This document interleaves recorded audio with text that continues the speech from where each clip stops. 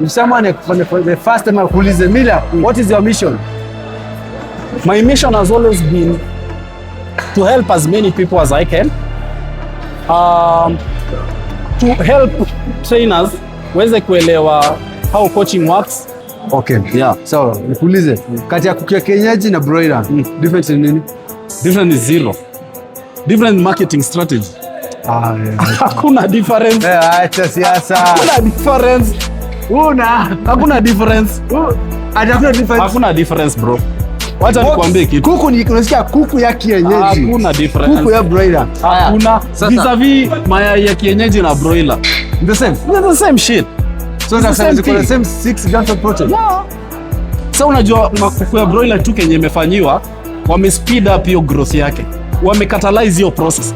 Ni kama kuniuliza between a natural bodybuilder and a enhanced bodybuilder, yes. Nani yako sawa? Difference hapo wawili ni time. Guy, Mato kimbia 42 km. Mato bado wako na biceps. Mato bado wana mazigoembe. Hakai kina Kipchoge. So wewe ujaribu. Wewe jaribu. Wewe sema gang follow. Passes. Na mwisho. Leo umepiga zako. Trust me, they are unnecessary. They are super unnecessary. Naona drop set. Hiyo mayo rep. But kuna nyingine maji imemfika imejaa bado unaendelea kuchotelea. Spill over.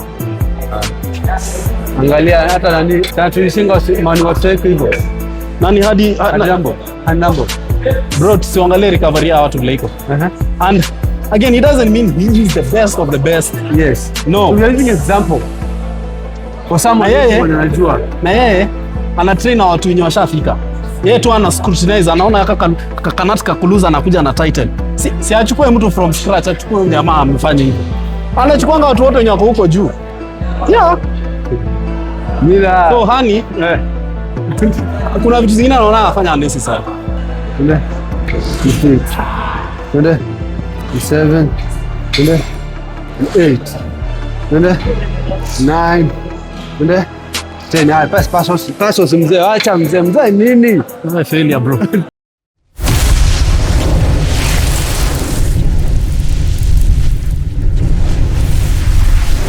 Hey, it's another day and we are here also, and today I decided to bring Mr. Mila himself to explain here. There's a lot of topic we didn't talk about last time and we said we're going to talk about today. So today, normally we're going to discuss a lot. Is going to be more about knowledge and how to brand yourself as a trainer or how to package yourself as a trainer. And the first question itakuwa ni, last time nilikuwa na papa and most guys tulikuwa tumeongelea topic as a trainer. Do you need to be fit to sell your product? Do you need to have a good appearance to sell your product? And today, wewe unasema aje kwa opinion yako as a trainer? Do you need to be fit to sell your product? Do you need to have six pack? Lazima uwe na six pack. Uwe a good looking to sell your product. If a customer kuja kwambia, Mila, my goal is to lose weight or my goal is to lose body fat. Yeah. You need to be fit ama unaweza kuwa round, then sell the product. Hiyo swali iko na nuances mingi sana. Okay. First, siwezi answer yes or no. Because it depends. It depends with two things. Number one, all your life ushe experiment. Yeah, umeongeza weight sahi, tujakata. Uko na tumbo. But take me back in the days, uniambie ndio hizi picha zangu nishapanda stage. Ndio hii picha yangu nikiwa na kanga hivi na hivi na hivi. Ndio hii nishaijaribu whatever thing I'm trying to preach. That one makes a lot of sense. Kwa mfano, tunatumia an example of a teacher. Yes. A teacher or even a doctor. So a teacher amesha retire. Ako 8 years of age. Imanishi ati bado amesahau math ama science ama whichever. Anakumbuka vizuri sana cause ako na experience over the courses of years. But being good, physically good as a trainer inakusaidia kukusell. Unaona? You'll only be out of shape if your brand is so big such that you don't have to prove otherwise. So that's why unaonanga mtu kama ni rhomboid. What is a good example in this? Yes. In this argument. Acha wengi watatumia example yake. Yes, wasingo watatumia example yake. Kuna kuwa na kitu inaitwa exceptions to the rule. Okay. Katika every example, every generalization of whatever thing you're trying to explain, kuna kwanga na outliers. Kwa mfano, tukienda Sudan ni warefu sana. Imaanisha hakuna watu wafupi. Si ni kweli? So, hiyo ndio inaitwa exception. So tukikuja kwa hii argument, kama ushaikuwa na history ya fitness, ulikuanga maybe skinny, ukakuwa mbigi, maisha ikakupiga, ukaanza kumea tumbo maybe because of family and such. Yes. That's an exception. Okay. But kama haujawahi like all your life ni theories. Yes. Then mimi siwezi kusikiza. So it depends. Depends is kama umetumia product yes. na ika-work yes. wako yes. Then ukaja kutumia product yes. Then you start selling the product. Yes. You agree? Yeah. That one is okay. Another example, hata hiyo argument we have pale gym. Football coaches. Yes. Is it really unnecessary a coach akwe kwa background ya football ndo akwe coach? Nikaangalia kwa AI ikaniambia only coaches wawili ndo hawajai experience football. Wawili tu. Okay. Wengine wote wako na background ya football. So I understand. Sana understand vis-a-vis referee, linesman na watu wote. Okay. So experience ni mzuri so that at least ukiexplainia mtu anaelewa. Okay. Lakini theories na hujai practice to me doesn't make sense. Yes. So hiyo ndio opinion ya Mzee Mila amesema that is the truth. Kila mtu ana opinion yake. Kila mtu kuna venye anaamini. Yeah. So wewe venye unaamini venye unaamini hata tuko the same. At times experience pia inaweza kupoteza. Cause let me give you an example. Mimi ni doctor. Niko na experience ya 20 years yes. as a surgeon. But in the course of 20 years, nime only operate 10 successful surgeries. 10? Only 10 for 20 years. Yes. Si niko na experience. Yes. Na kuna mwingine amekuja newcomer, ameka kwa game for only 2 years. Lakini ameperform 20 surgeries. So utaendea nani? Wewe newcomer amepiga 20 surgeries. Exactly. So hata trainers wengine wanakuanga na argument. Anakuambia unajua nimekuwa kwa game for 20 years. Mimi nakuuliza umechange maisha ya watu wangapi in 20 years? Cause mimi ndazama nimekuwa kwa game for like 3 years na nimechange over maisha ya watu 200. So mimi niko na a better proof of concept kuliko wewe. Your more value. Yeah. Value yangu iko juu kuliko yako because maybe I know how to apply it. Okay. Yeah. So, nikuulize kati ya kuku ya kienyeji na broiler, difference ni nini? Difference is zero. Different marketing strategy. Yeah. Hakuna difference. Acha siasa. Hakuna difference. Hakuna difference. Hakuna difference bro. Wacha nikwambie kitu. Kuku ni unasikia kuku ya kienyeji. Hakuna difference. Kuku ya broiler. Hakuna. Vis-a-vis mayai ya kienyeji na broiler. The same. The same shit. So that's the same 6 grams of protein. Yeah. So unajua kuku ya broiler tu kenye imefanywa wame speed up hiyo growth yake. Kutumia madawa. Hiyo ndio inaitwa kuprocess. Unaona? So kitu ilikuwa imenas na 2 years ama 1 year imemeshwa na 8 weeks ama 12 weeks. Yes. So kenye tu imehappen wamecatalyze hiyo process. Ni kama kuniuliza between a natural bodybuilder and a enhanced bodybuilder, yes. Nani yako sawa? Difference ya watu wawili ni time. Huyu amemchukua masaa chache kufika penye amefika.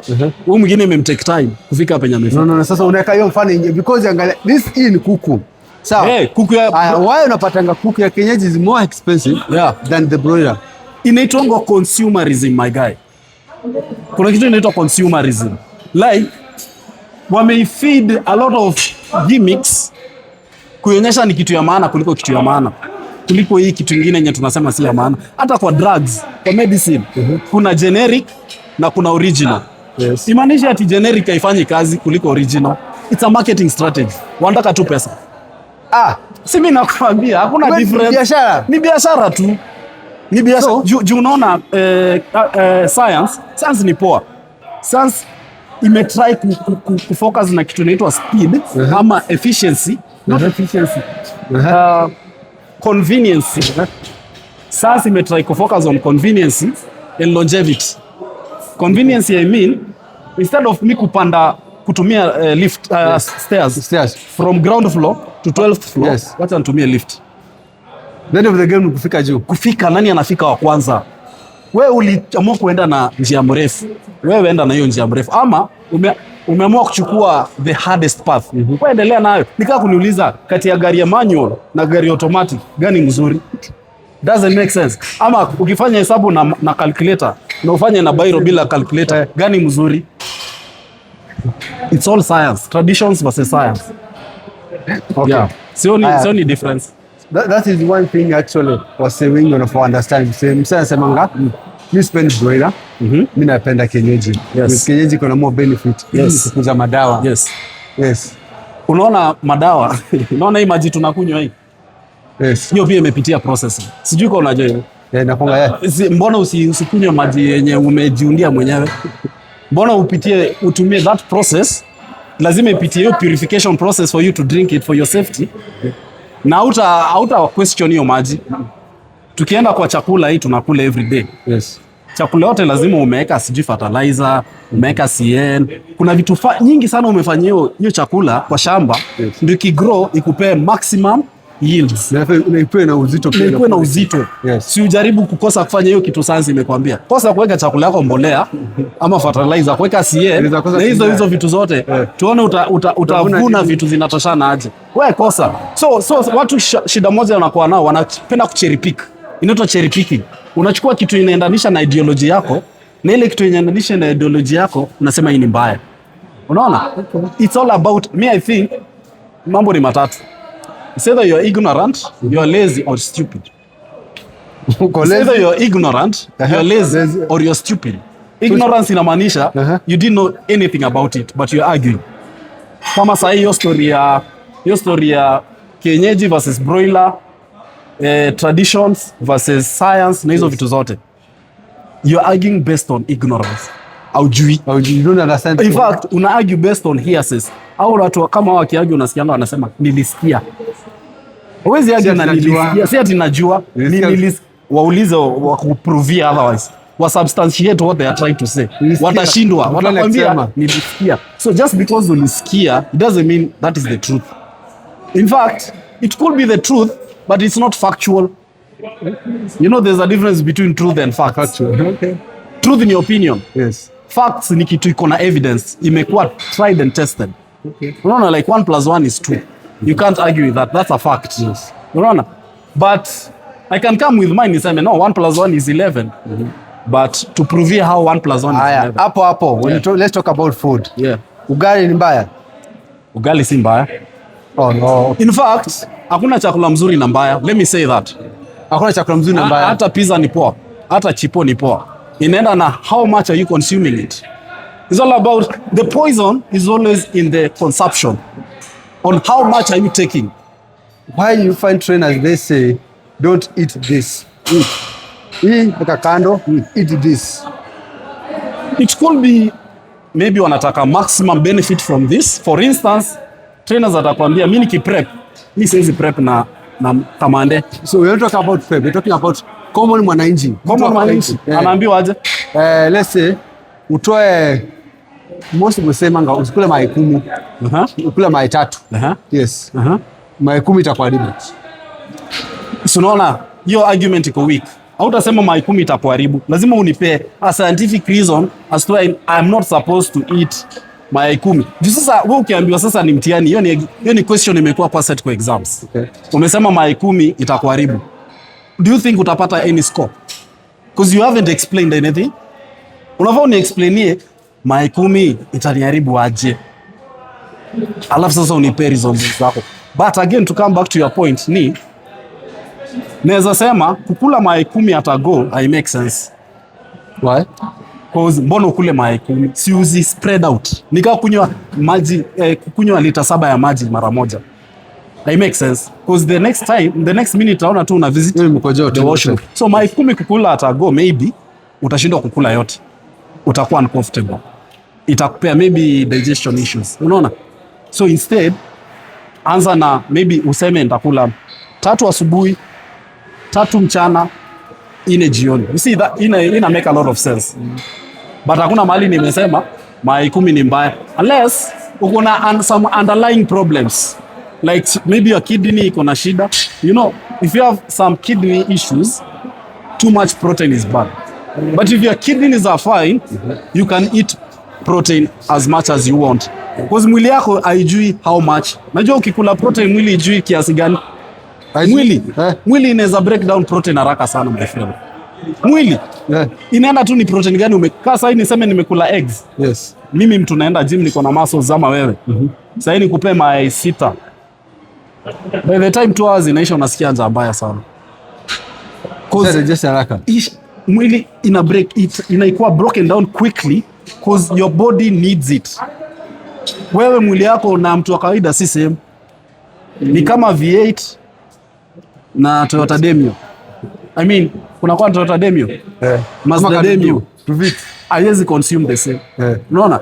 So protein, your body cannot say ati per session ama per hour ama per meal ati I only need 30 grams of protein. If you go above 30 inakuwa waste. Hakuna kitu kama hiyo. Mila, where do you think nutritionists or trainers they go wrong when it comes about nutrition? Kupatia mtu diet. Hawajui coach nutrition. Hawajui coach nutrition. To them, coaching me, stop, abstain, thou shall not. Hakuna siku yenye sheria ishaikuwa effective when you try to put abstinence in that particular subject. Kwa mfano, sex before marriage is a sin. Jaribu, try that. Try that. But I can say you can have sex safely. You can practice safe sex. Unaona? You can practice safe sex. You can practice safe hygiene. You can practice safe eating habits. So, instead of me kukuambia wachana na pizza, wachana na pombe, wachana na quote and quote bad food, mimi nitakwambia, okay, tuangalie kwanza diet yako from A to Z. What do you eat? Asubuhi unakula nini? Naona unakula sausages 3, mayai 1 na slice 4 ya mkate. Saa 7 nikiangalia unakula greens, sukuma kwanza umeweka lita 2 ya mafuta, ukarusha pale pieces 2 ya nyama na mchele bakuli mzima. So all I care about is how balanced is your nutrition. So ndakwambia badala ya kukula sausages 3 unaweza ongeza mayai 2, utoe hizi sausages 2, ukuwe na mayai 3 na sausage 1. So I'm coaching you on how to like eat. I'm giving you the same food, yes, but I'm trying to tell you the best way, the most important part, and how to eat even that food that you like the most. Kwa mfano, si unapenda pizza? Yes. Mimi ndakwambia ukienda before uende kula pizza, kwanza nataka ukule at least 70 ama 50 to 70 grams of protein from home. Hiyo inaweza kwa chicken, beef, eggs ama whey protein. Yes. Ukishakula hiyo kabisa, ende nje ukule pizza. Ama ndakwambia ukikula breakfast first thing in the morning, ukiserviwa breakfast, ndakwambia anza na protein. Anza na protein kwa sababu gani? You are not having enough protein from what you presented early. Unaona? You already under eating protein. Vitu mbili nilikwambia watu wana under eat, fiber na protein. So we are trying to spike up your protein and fiber, and then we drop the unnecessary foods. And deliberately, like not by force. Sasa nikikwambia ukule mayai 5, alafu sasa umalize, ukikisha mayai 5 sasa unaweza endea mkate yako na chai. By the time una jump to that mkate ushashi. Unakula plus 2 ama 1. Unaona hakuna mtu amekwambia achane na hiyo mkate. Ni wewe mwenyewe tu umekaka. Lakini ukitry kuinvert that, nikwambia anza na mkate alafu malize na mayai, utapata unakula mayai 1 umeshi. Na in your head you have had enough protein. Yes. So mimi as a coach, when I'm coaching my clients on nutrition, I try to create awareness as to why we are eating in this particular way. You're coaching the person, you're not giving the person. Hata akienda out, aende out sasa amesema naenda Java ama hapa inaitwa Kilimanjaro. Yes.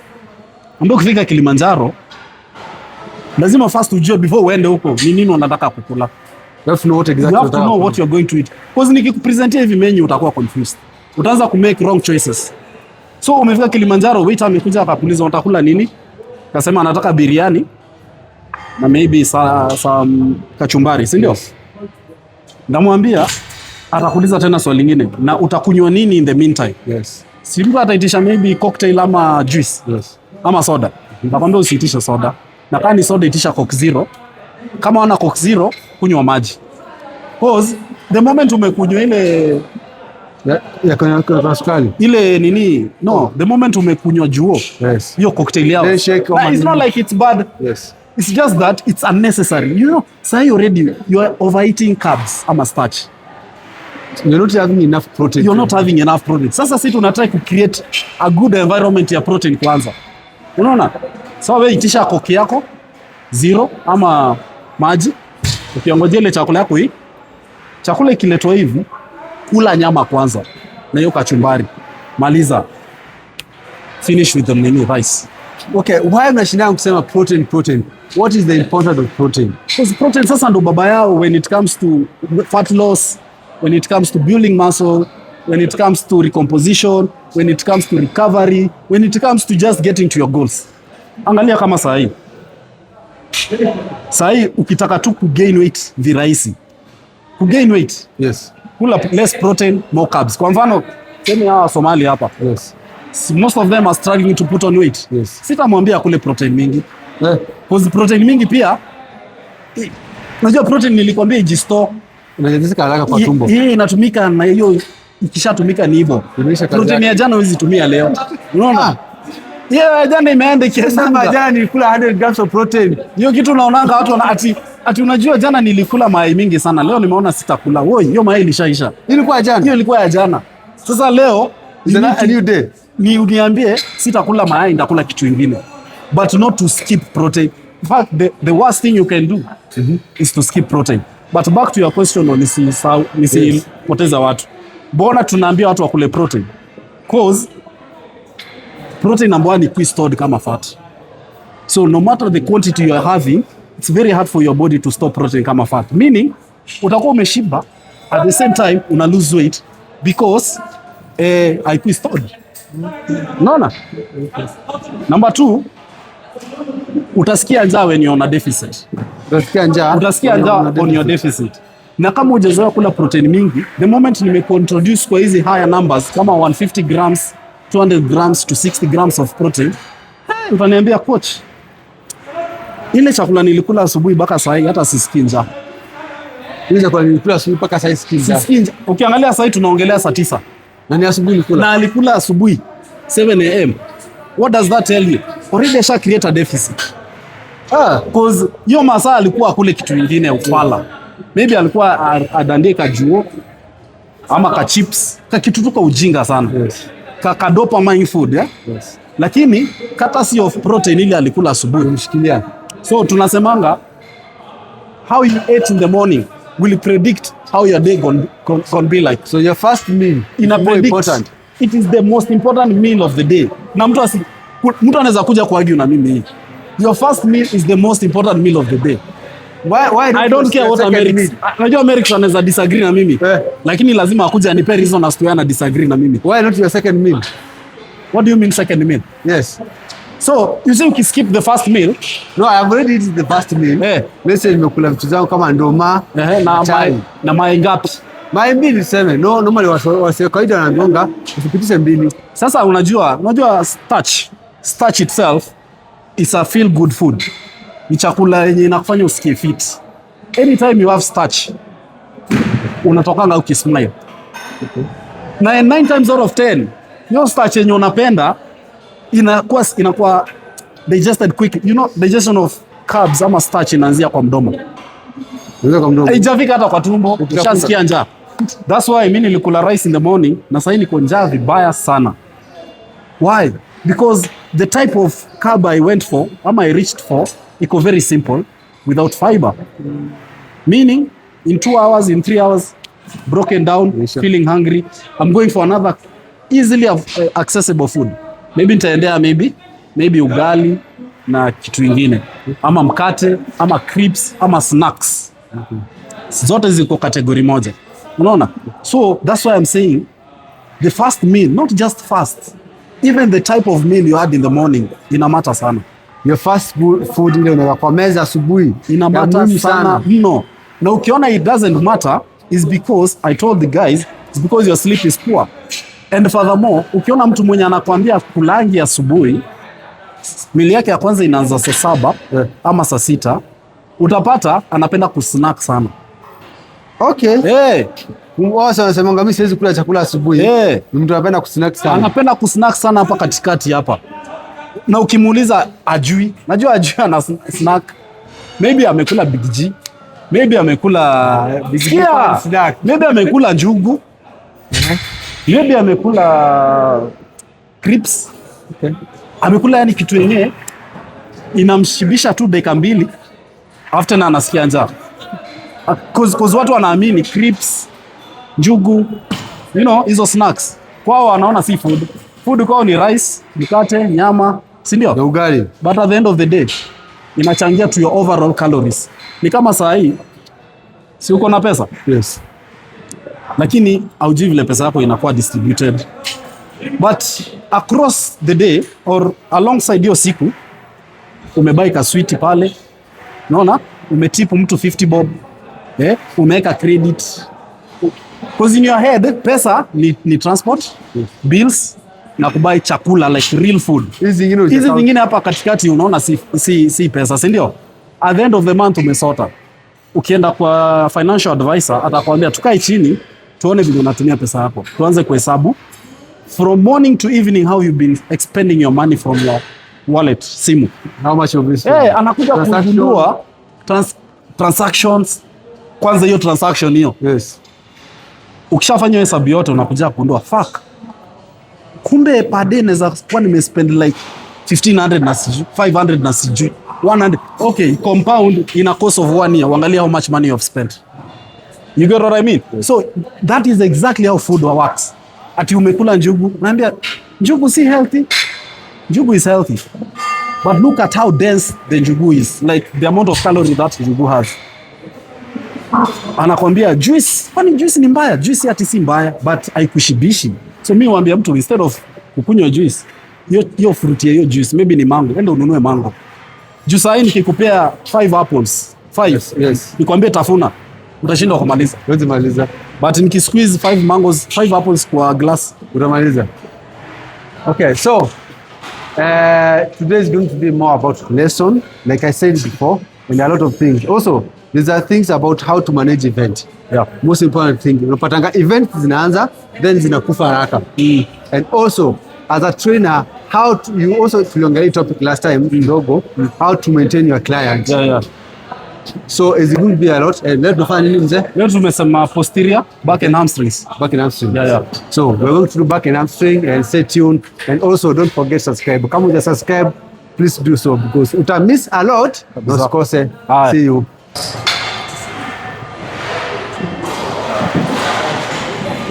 Yeye iko sawa.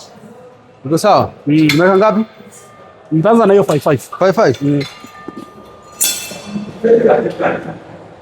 Mguu uko sawa? Iko chonjo baba. Go record. So 20 reps. 20 reps? Yes. 20 reps. 20 reps. Ni warm up. Set 2 3. Haya. So hii ni set 1 warm up. Kawaida yangu 2 working sets. 2 working sets. Yes. Twende. 1 2 2 3 4 4 5 6 7 8 9 10 more. Twende. 1 9 more. 2 8 more. 7 more. 4 6 5 6 7 8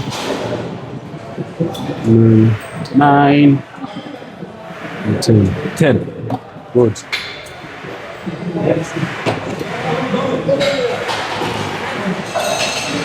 One.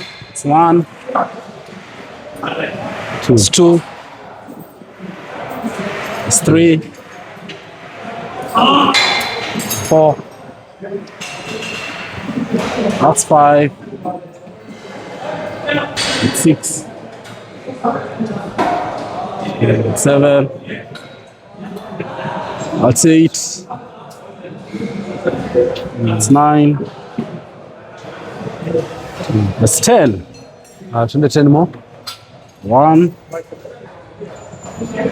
2, 3, 4, 5,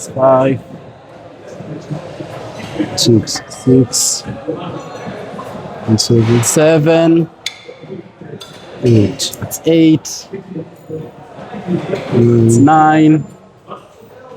10. That's 10. Good. Beautiful. Mila nikuulize. Yes. Unaweza advise mtu afanya intermittent fasting? Yeah, but ina depend on a goal. To me, I'll never do intermittent fasting is not for weight loss. Ni nini? Intermittent fasting is for cleaning your gut and liver. That's the work of intermittent fasting. Intermittent fasting si ya lose weight? No. Ukifanya intermittent fasting for fat loss, then hapo sasa umeanza create a recipe of disaster, cause hizo na idea. You know, hakuna diet mbaya. Diet ziko type mob sana. Kuna intermittent fasting. Yes. Kuna paleo. Paleo ni ile unakula kama wazee wa zamani. Kuna keto diet. Kuna ketogenic diet. Yes. Wewe unakula tu nyama na fats pekee. Yes. Hata mboga ukuli. Ukiona ati keto yako iko na mboga, that is a low carb diet. That's not keto diet. That's a low carb diet. That's a low carb diet. When you get? Yes. Kuna low carb diet.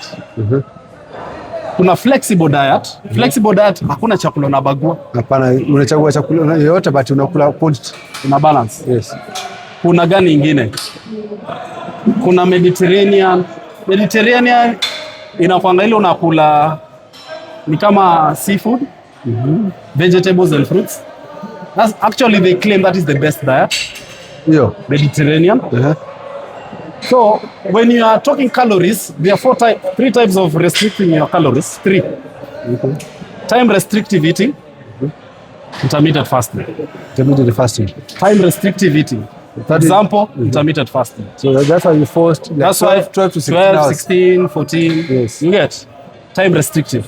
Kuna calorie restrictive diet. Hiyo ni gani? Ile ya mabodi, ile ya kitchen skill. Okay. Hiyo ni inaitwa calorie restrictive. Know your food. Yeah, hiyo ni ile 200 grams of vegetable. 200 grams of protein. 200 grams of carbs. Yes. Na kuna diet restrictive eating. Hizo example sana nimekupea. Okay. Zinaitwa diet restrictive diet. Kama ketogenic, paleo, sijui Mediterranean. Hizo zote. Diet so wewe Kenya inamata tu kwa hizi diet zote nimesema ni adherence.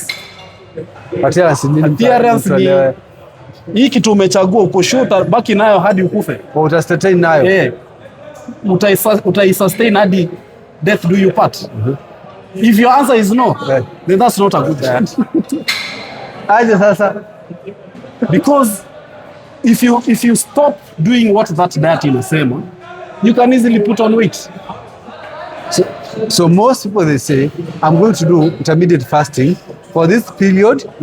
Then when I lost the weight, so I can come back to a normal diet now. You see at intermittent fasting mbaya. And you can even use it for fat loss, jakata. But I will not recommend. Ni kama uko na gari ngapi? Mbili. Kuna saloon car na kuna truck. Truck ila kubeba mizigo. Unataka kwenda ofisi. Yes. Utaenda na gari gani? Saloon car.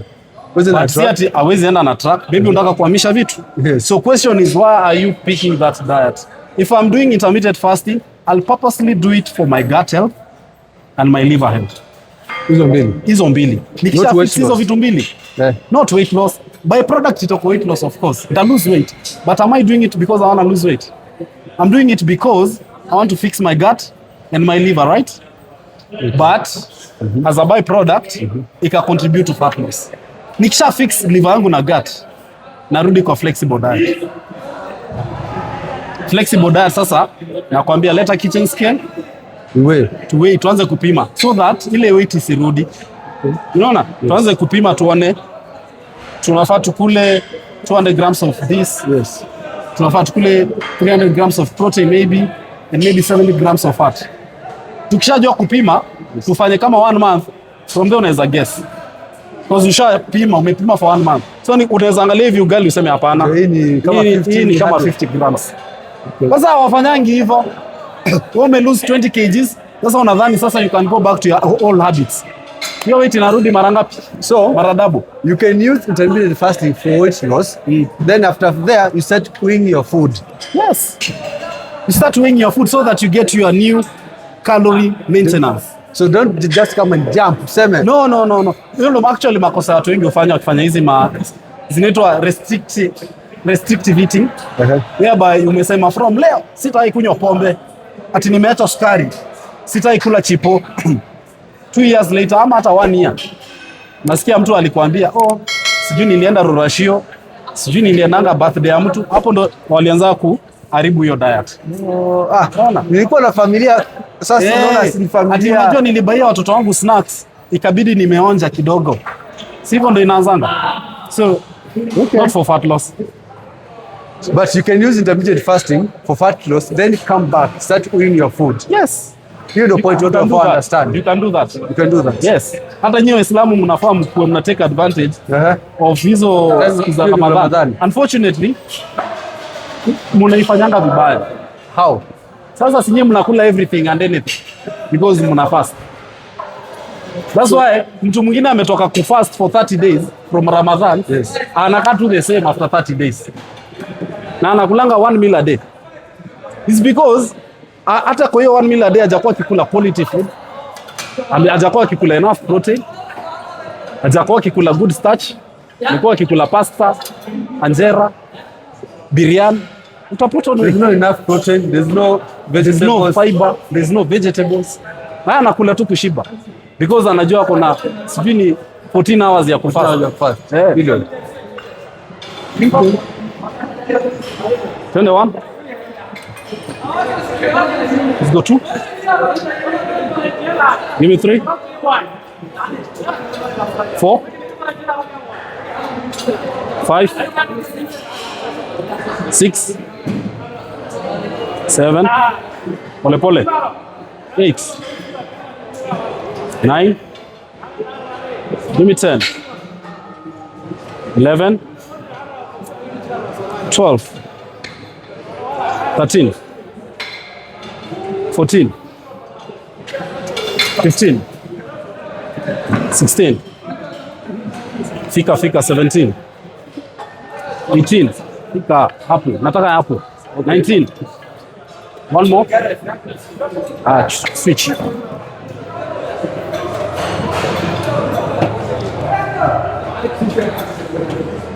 Give me 1. Toes iko hivi. Toes iko hivi. That's 2. That's 3. That's 4. That's 5. That's 6. Fika. 7. 8. 9. And 10. 11. That's 12. That's 13. 14. 15. 5 more. 4 more.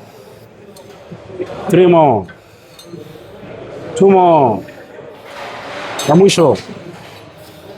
Fantastic. Hiyo iko sawa hiyo. Unaweka ngapi? Weka hizi mbili. Hii tunaenda 15. Hii ndio set 1 sasa. Hii ndio set 1. Hii ndio set 1.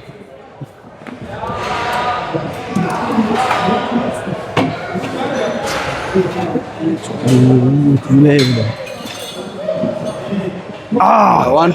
1. 2. 3. 4. 5. 6. 7. 8. 9. And 10. Let's go 5. 1. And 2. And 3. In 4. In 5. Good one.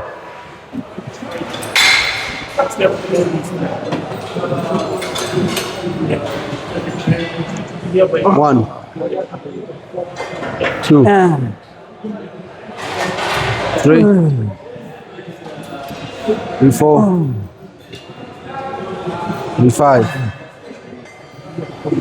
in 6, in 7.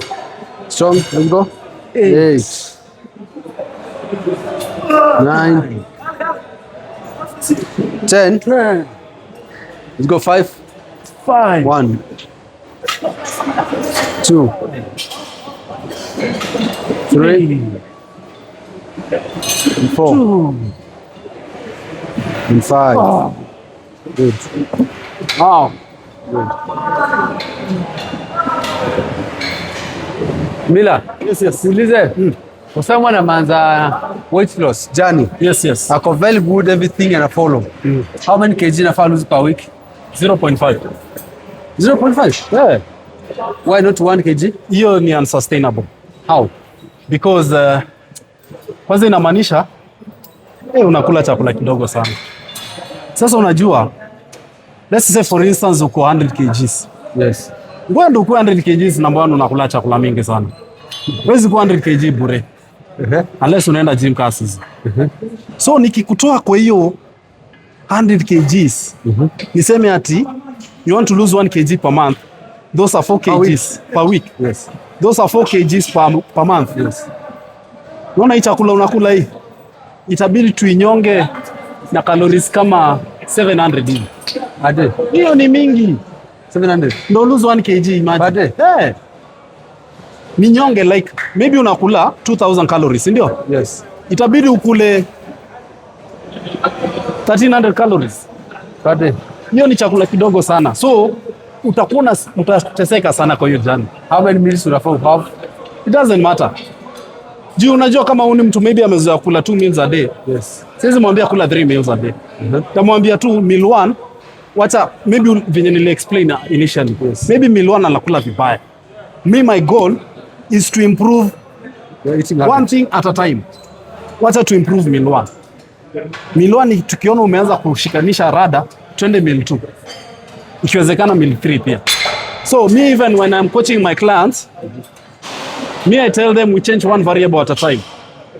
Unakulanga 3 meals. Yes. Na zote tumeona unakula vibaya. Tuanze na breakfast. Breakfast tu nataka utry kukula hivi na hivi. Unaona, ukianza kuhack hiyo, turuke meal 2. Turuke meal 3. And that's why ina taking time. That's why it's a journey. That's why it takes time, because it's not just about losing weight. It's also understanding how am I supposed to eat for me to lose weight. You have first to understand. If you don't understand, itakuwa ni kama daktari mwenye anakuambia uko na malaria. Haya, meza hii nini enda. Yes. Kuwa na maswali, uliza huyo daktari, mbona unaniambia ni meza hii dawa? Na nikikunywa, maybe anasema 1 times 3, na nikikunywa 1 times 1 nini ita happen? Unaona? Lazima ni meza hii dawa. Lazima nikuwe nakula before ask those questions. But most ndio utaelewa. Wasi wengi hataki kuuliza maswali. Wataki kuuliza maswali because they are desperate. Aim yao ni scale iende chini. But they don't know what it takes for that scale to go down. Until I start breaking it down. Kuambie, let's first fix the first meal. Tuende kwa steps, kwa gym, kwa sleep. Unaona vile ni vitu mingi. Ndio imagine ka 1 kg kaende chini. So this person, yeah, kula kwa kana shida. Maybe na mtu analala 8-9 hours. Anakula poa, ametry kukula poa nini. Poa, yes. Still 1 kg ni mingi. What 0.5 is it's more realistic, it's more sustainable, and it's even safer. Unaona? 1 kg nikaa unaniambia, nikwambie aufai kula carbs. So meaning per month is 2 kg per we're supposed to lose. Yes, 2 kgs per month. Why not 3 kg? 3 kienda sana. But if I'm following your diet, pia mwili watu. Then my diet hakuna venye itai kuambia lose 1 kg. If you're following my diet, hakuna mali nitasema lose 1 kg per week. Because pia si unataka kuendelea kula pizza yako. Yes. No, sasa kula pizza. Lazima utakula pizza because umekuwa ukikula. Remember I've told you about diet. So the moment umeanza kuwa restrictive kwa diet yako, Hapo sasa ndo unaanza kujilida stream. Ati unaanza kujiambia mimi nimeacha kunywa sukari. Na ulikuwa unakunywa sukari. How? All of a sudden na tumeacha change. Haiwezi. Me I'm trying to make you enjoy everything that you want and everything that I want. So this example is this person is following your diet from Monday to Saturday. Then on Sunday, that's the day I say, let me spice my things. Haina shida. But even before you spice, ndakuwa nimekuexplain ukienda kucheat, venye unafaa ucheat. Hauta cheat tu venye unataka. Yeah. Because ukicheat venye unataka, ukose kuona hiyo 1 kg imeenda chini ama hiyo 0.5. Si bado utanikujia uniambie mbona weight iendi chini. So everything, before you do anything, you have to talk to me first. Mimi ndo daktari. Hauwezi enda ufanye tu vitu vya unataka. Yes. That's 1. Fika. That's 2. 3, good. That's 4. That's 5. Go. That's 6. Hiyo ni 7. 8. 9. Pole baba. 5 more. 4 more. 3 more. Resist. Pole. Resist. 2 more. Fika. 1 more. Pole chini. Pole. Good.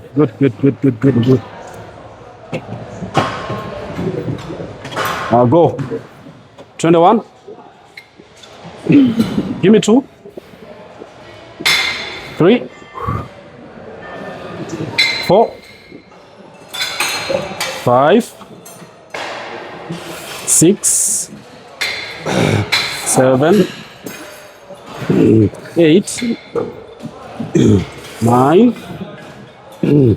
10. 5. Give me 4. 3. 2 more. 1 more. Resist. Pole. Yeah, hivyo. Very nice. Wacha nitoe hii sweta. 1. Strong. 2. 3. 4. 5. 6. 7. Strong. 8. Nice. 9. Nice. And 10. Almost power iko. Twende. 1. Nice. 2. Nice. Twende. Tufikishe. Chini pole. 2 more. 2. So, last one. Up. Nice.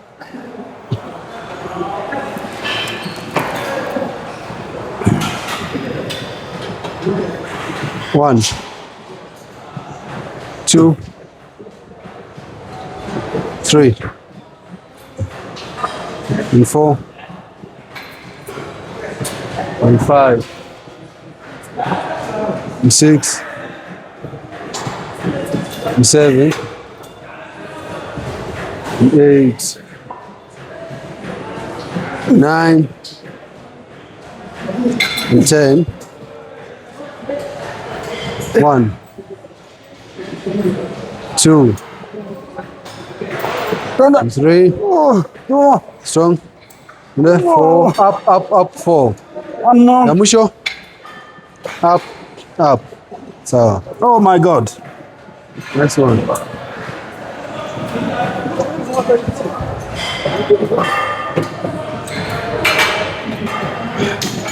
Let's go, boy.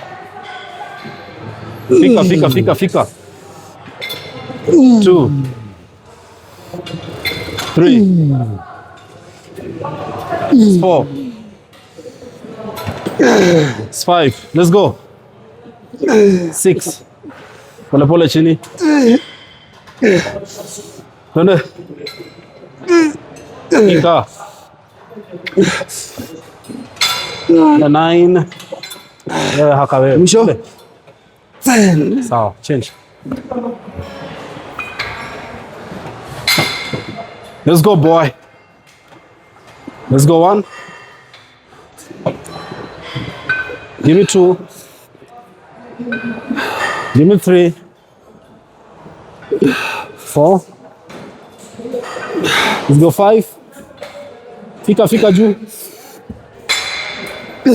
Twende 3. Twende 8. Twende 9. One more. Fika. Cha kucheat. Sawa. That is it. Niko. Unafanya workout nyingine hamstring? 3. Yeah, so you have to do a single part, a single. Ufanye double, ufanye kitu ya kustretch. Kama RDL, kama ile machine. Kitu yote ya kustretch. So you do 2 workouts, single moja, hiyo ni moja. Then you do double and then stretch. Yeah. So hapa unaweza chagua ile unataka seated ama lying. 1.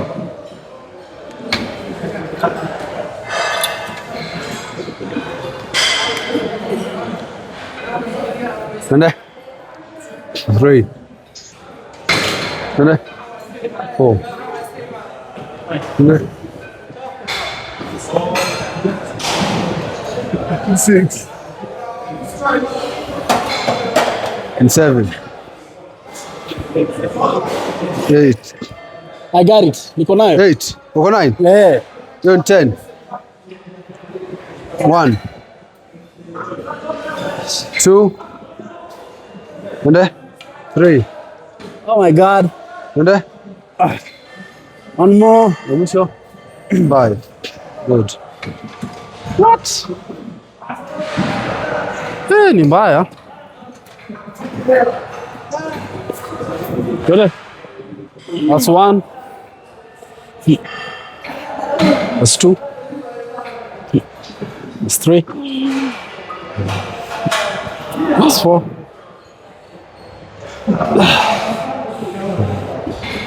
That's 6.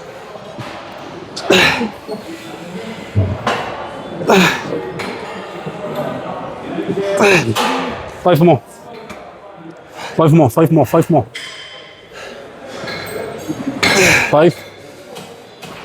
4.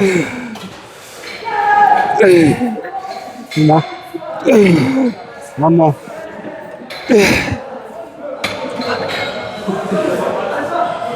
Haya, seti ya mwisho.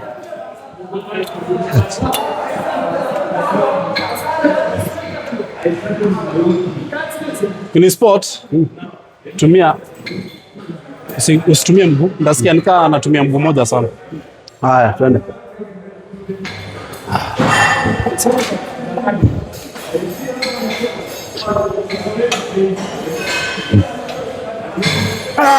Haya, 1. 2. And 3. And 4. 5. 5. 6. Future. 7 up.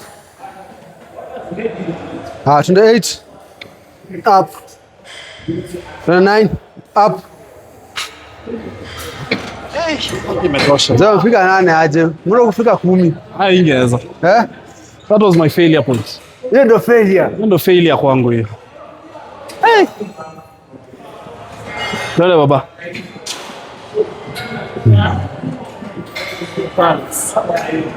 Give me 1. 2. Fika. 3. 24. Prepare 4 more. 3 more. Nikataa. Hiyo ndio failure yangu. Hiyo ndio failure. Hiyo ndio failure yako. Hiyo ndio failure yangu. Failure tu kupiga tu mbili. You good. Tunapiga hapo tena? Hapa. Hiyo tumemaliza. Tunapiga hapo? Eh. Hai, mimi usema Kwani tena umeka? Nilisema nini? Ulisema unapiga single then unapiga hapa mbili. Simple like 2 legs, both legs. Yes, you should Single. then stretch. Yeah, stretch. Oh yeah. Sawa, tufanye stretch, sorry. Tupige. No. Tufanye stretch. Anataka kuniongezea? Hapana, tufanye stretch. Let's do stretch. So tunapiga ile.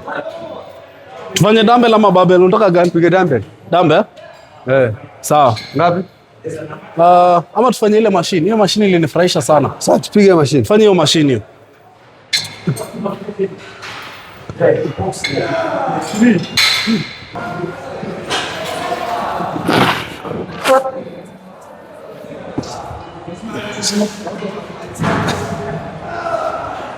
Nice. Nice. Nice. Nice. Nice.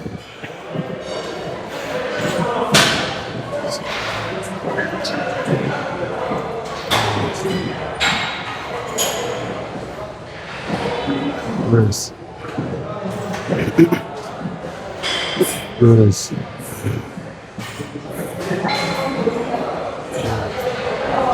What? Ngapi? So you have done like 11. 11. Yeah. So hapa usibend magoti. Usibend magoti. Hivyo, good. 1. That's 2. That's 3. Tap the floor. That's 4. 5. 6. 7. 8. 9. 10. 11. 12. Sawa, tuongeze plate moja ya mwisho.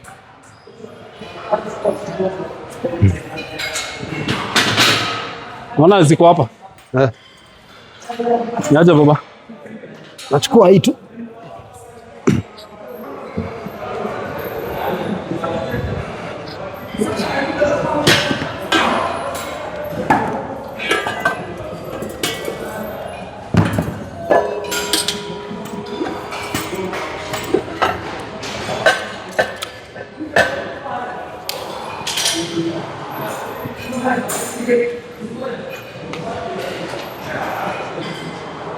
Mpaka failure. Ni moto.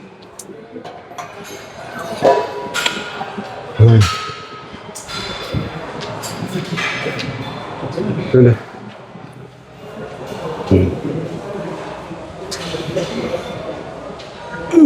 So 1, 2, 3, 4, 5, 6, 7, 8, strong. 9, 10, strong. Good one. Fuck.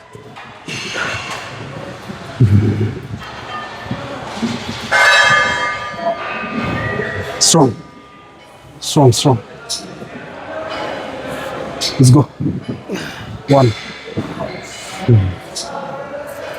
That's 2. That's 3. That's 4. 5. 6. 7.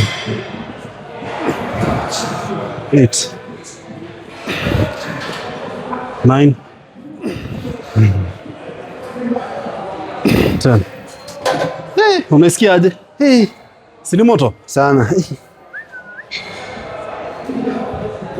Sawa, let's start now. Tunaingia wapi? Tunaanza na pullover. Pullover. Yeah. Pullover inakuwa nzuri sana.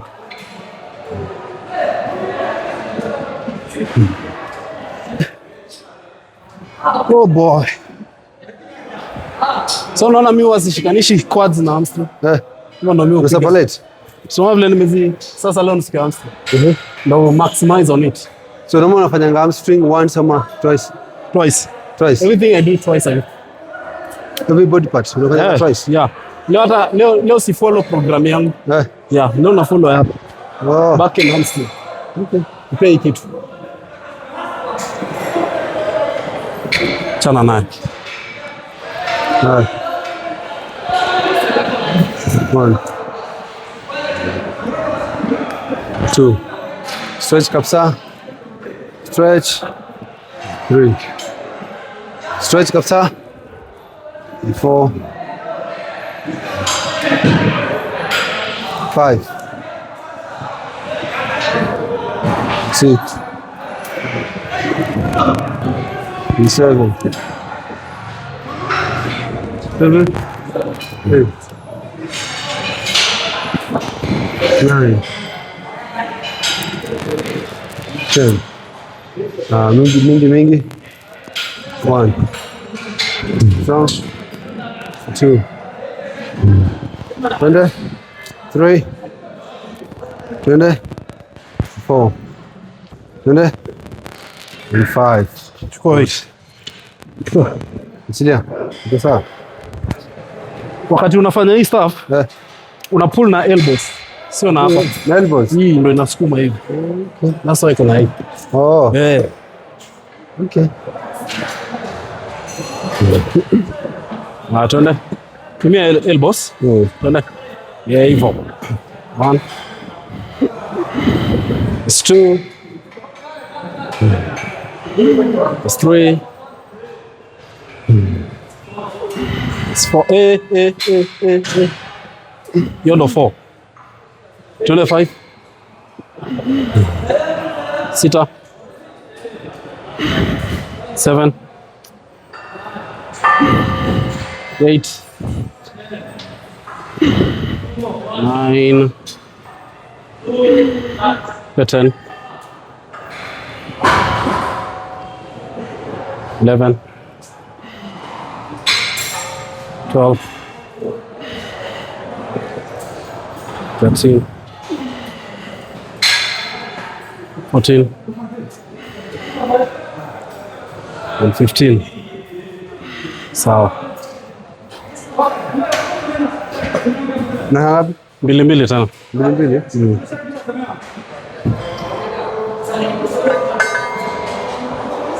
Shika hii.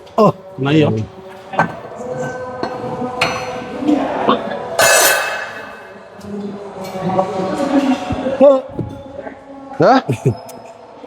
Hiyo utaweza kutoa?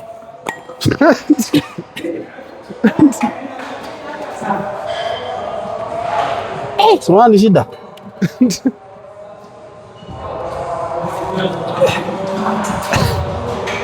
Alafu hii ni 25, hii ni 20. 25. Chukua hiyo. Sawa, acha niweke hii.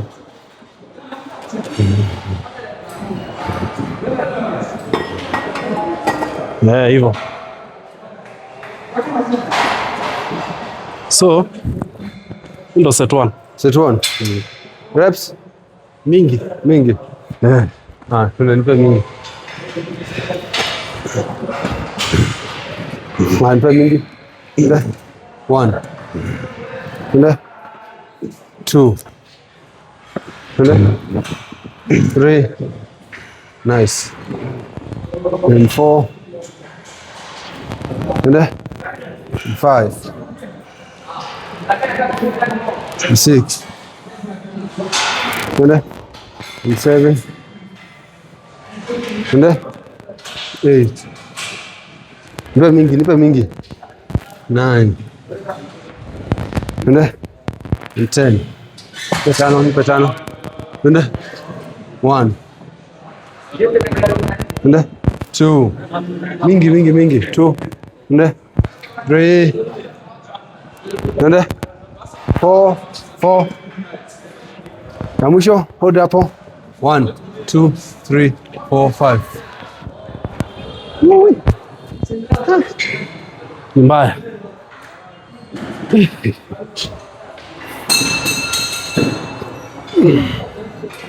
21. Pull na elbow kabisa. 2.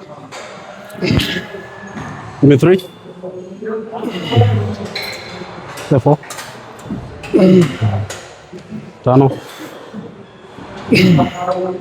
6. 7. 8. 9. 10. 11. 12. 23 more. 4. 5. Sawa. We, yo kitu ni hey. Hapa eka 20. Twende mingi. Tuone zitafika ngapi? Eka 20 na 10. 20 na 10 mzee. Fuck. Ama angalia usiweke kwanza, toa. Eka hii kwanza.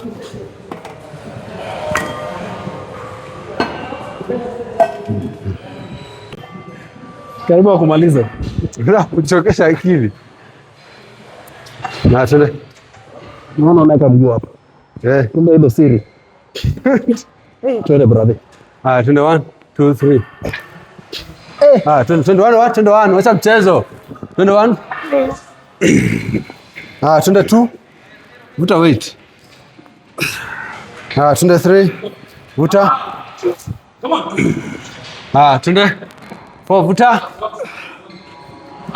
Twende 5. Vuta. Twende 6. Vuta. Twende 7. Vuta mzee. Tuko almost. Twende. Pasa 3 hapo, patu mtee. Twende 3 mzee, acha mchezo. Twende 1. Hapo 1, nyingine 2. Moja mwisho. Hold. 1 2 3 4. Juu pole.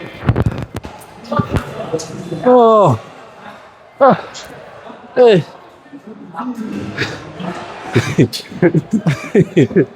Hiyo kitu ni mbaya. What? Hebu fanya hivyo, unanionyesha. Fanya hivyo vile umedemo. Nimefanya.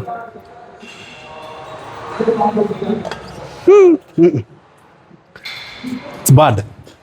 Mila nikuulize, mbona most gyms hazitakangi personal trainer au auto trainer? Wewe ni client, ukuje na trainer wako kutoka nje. Kwanza hiyo gym iko na trainers? Yes. Wa freelancing? Yes. Uma flow? Sema flow trainer. Iko tu na flow? Kuna flow trainer. Ikubali outsiders? Ikubali outsiders. So flow trainer ukitaka trainer, watakupatia wewe mwenye kwa mechojo. Yes. You know why? Shida moja na outside trainers, hata siwezi blame trainers, neza blame gym. So shida moja na wase wa nje, they come to spoil your culture. How? Sema kwa mfano, hii gym staff wenye wako hapa trainers, kuna venye they train their clients in a particular fashion. Si ndio? Maybe kuna tu venye wamejipanga. And then mimi ni trainer wa nje, nimekuja kuinvade space yao. So mimi si niko hapo na train client wangu. Yes. Client wetu ana observe kenye trainer huyu mpya anafanya. Alafu nasikia anauliza, coach, mbona mimi sifanyangi ile? Mbona utupeangi ile? So kuna kuwa na hiyo confusion. Because maybe in that person's head, in the client's head, anaamini maybe ndio inapeana mtu results. Kenye unawapea ifanye. So inaharibu culture. Number 2, naweza sema na culture, by the way, it's a very broad word. Inaweza kuwa pricing and undercharge. Inaweza kuwa na train the different. Inaweza kuwa like operation yake si same na yenyu. I think that is the main reason as to why gyms hazipendi outside trainers. And gym mbili tu nime experience ziko na hiyo culture, Afrofit na exclusive ile Westgate. So zingine zote wanakubalingi. And that's why ukiingia kwa hizo gyms zenye zinakubali trainers wa nje waingie, unakaa umeingia kwa soko. Unaona? Huko kuna cluster of people they are doing their own things. Wengine huko wanafanya vituko. Ile kuna wengine wanafanya vituko. Sasa hata kipeza kuna powers. Unalipishanga how much? 15,000. You're too expensive. I'll get back to you. Anaenda kwa huyo mwingine. How much? 10,000. You're too expensive. Anaenda kwa ule mwingine. 7,000. Unaona, kwa hiyo gym kila mtu akona package yake. So client ataendea for the cheapest or the most affordable one. But the goal as the owner of the gym, what is your purpose? Is to make money or what is your goal? Not just to make money, but also to retain the current customers that you have. And the clients that they are here in your space, they need to have a good experience. Okay. Sasa, ukiona gym, yes, wanaunda pesa, but wako na turnover every month, new clients. It's like siso. Wenye wametoka na wenye wameingia ni tofauti. Client wa this month, si same na wa next month.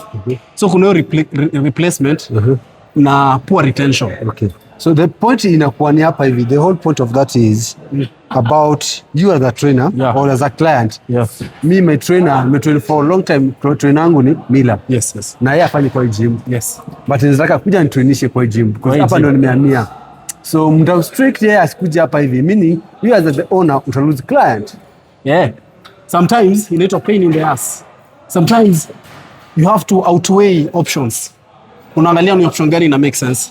Nikikubali yule trainer mmoja akuje kwa gym yangu, anaweza haribu satisfaction ya my current customers. But yeye anakuja kutunisha client wake then anatoka.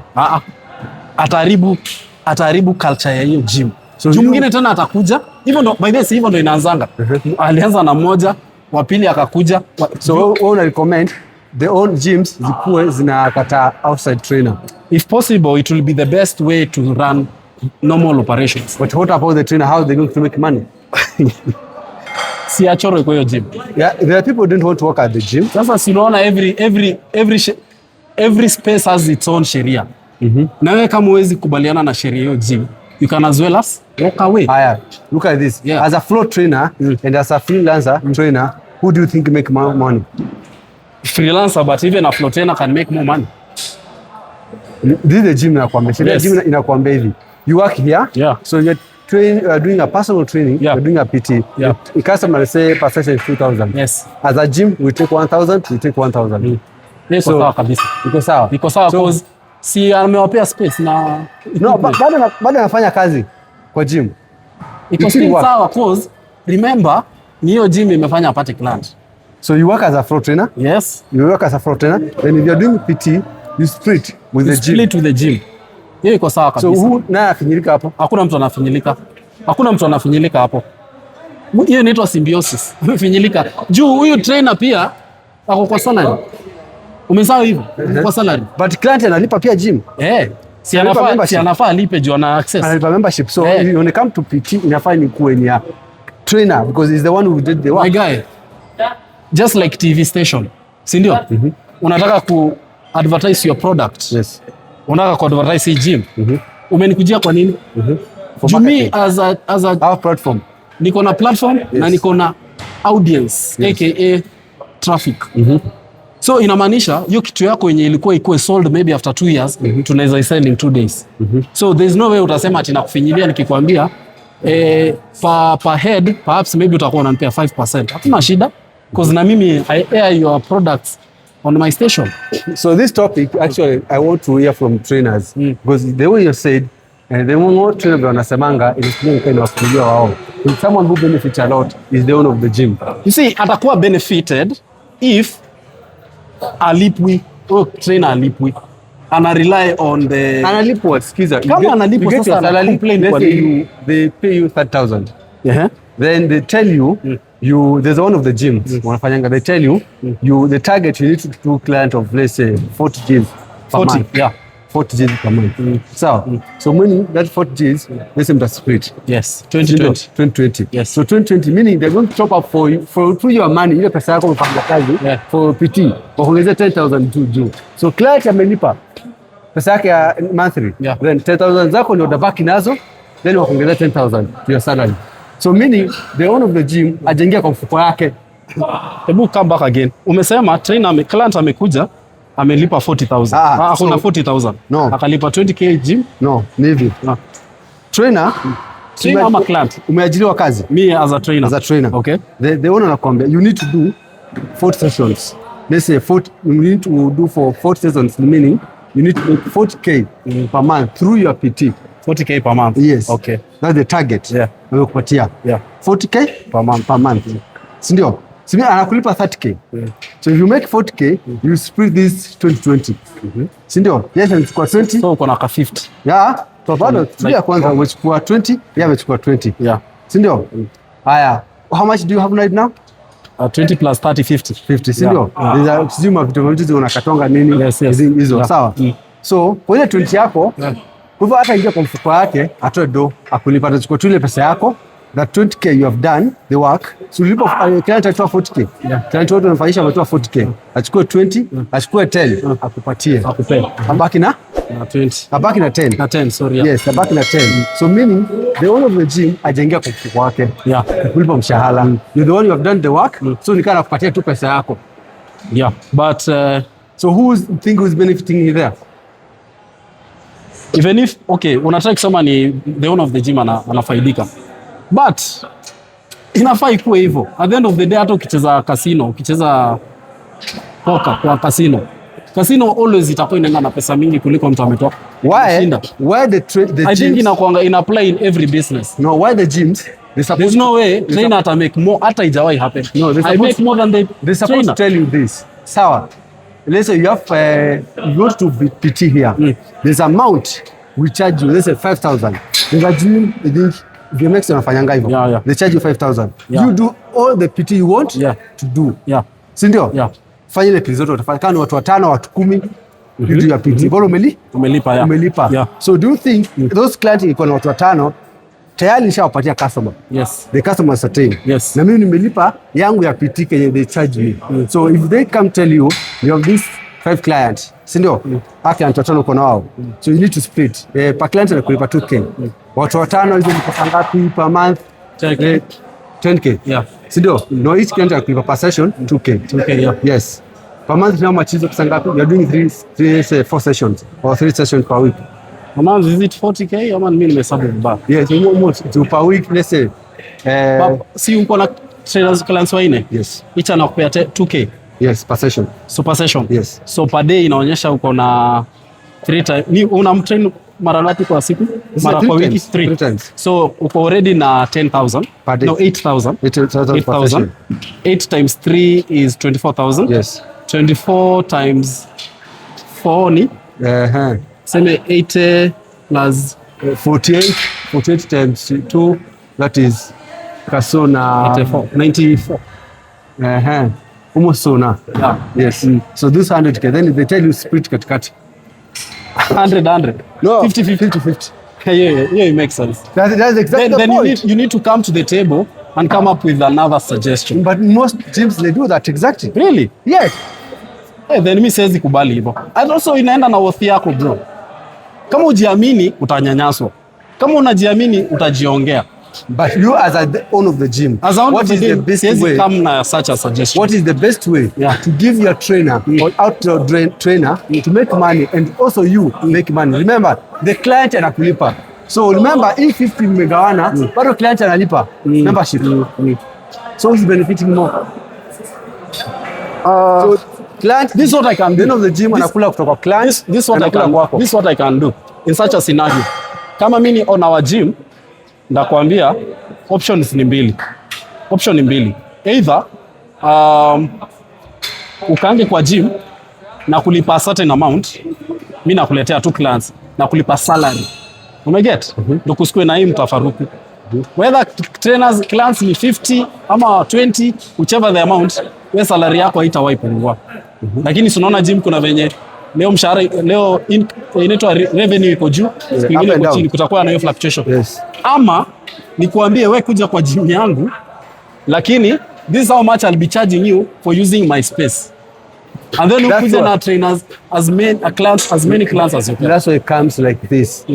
Most gyms, the problem is kama trainer yuko, gym ita make money. Haita make money. So lazima kukuwe na hiyo Ndio sasa nimekwambia ina depend na model yako. Kama umechorwa job, si kuna shift. Yes. Lakini kama ni wewe umekuja ukawapea idea, nikamwambia mimi nitakuwa nawaletea members na walipa this amount of money per month because I'm using everything.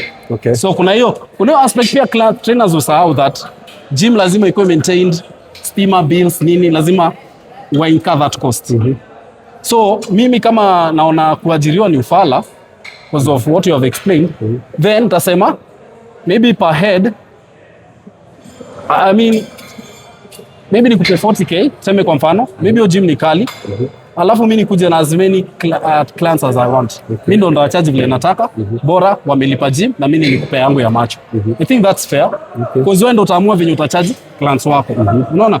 But nyingine yenye umekuja na client alafu huyo same client amelipa gym, same client alipe tena sijui ya trainer. Yes. Kuna some form of greediness hapo. So yeah, gyms they work this. You come, you pay the membership. Yeah. Let's say 5,000, 10,000, whichever amount. Yes. Then you pay a personal trainer. So you have paid a personal trainer to a gym. Yeah. So that amount you pay a personal trainer inaenda kwa the owner of the gym. The owner of the gym is the one who is going to give the trainer the money, the cut. Yeah. Not the full amount. Yeah. The cut. The cut, yeah. Yes. Let's say hiyo iko sawa. Hiyo iko sawa. So you don't think anafinyiliwa? Cut is ina depend how much ana cut. Let's say they told you 50-50. 50-50. Okay, nani anampea client? Yeah? Nani anampea client? Client. Yeah. Client amekuja. Client amekuja through gym ama through wewe? Most unapata, let's say amekuja through gym. Kama amekuja through gym sio ni shida. Lakini kama ni wako umemleta kuna shida. Kama ni gym imekuletea client, there's no problem. Si gym client amekuja, let's say umelipa membership, then you say I want a personal trainer. Then you say no, most gym there's kama gym wakonga wameka kwa ukuta picha za trainer wanafanya pro trainer. Yeah. So unasema nataka mila, nataka huyu. Then you come and discuss, unaelewana, sema this and this hivi na hivi. This amount you're going to pay normal this. Umeelewana? Muongea wewe na yeye. So ndiye atalipa alipatia gym. Yeah. So end of the month the gym will do what? They will give you the same. You did this PT. Atasema this is my total. Yes, this is the total you did. Our cut is this amount. Yes. I don't think kuna shida. Ama pia unaweza fanya hivi. Unaweza sema gym of which this is now the best.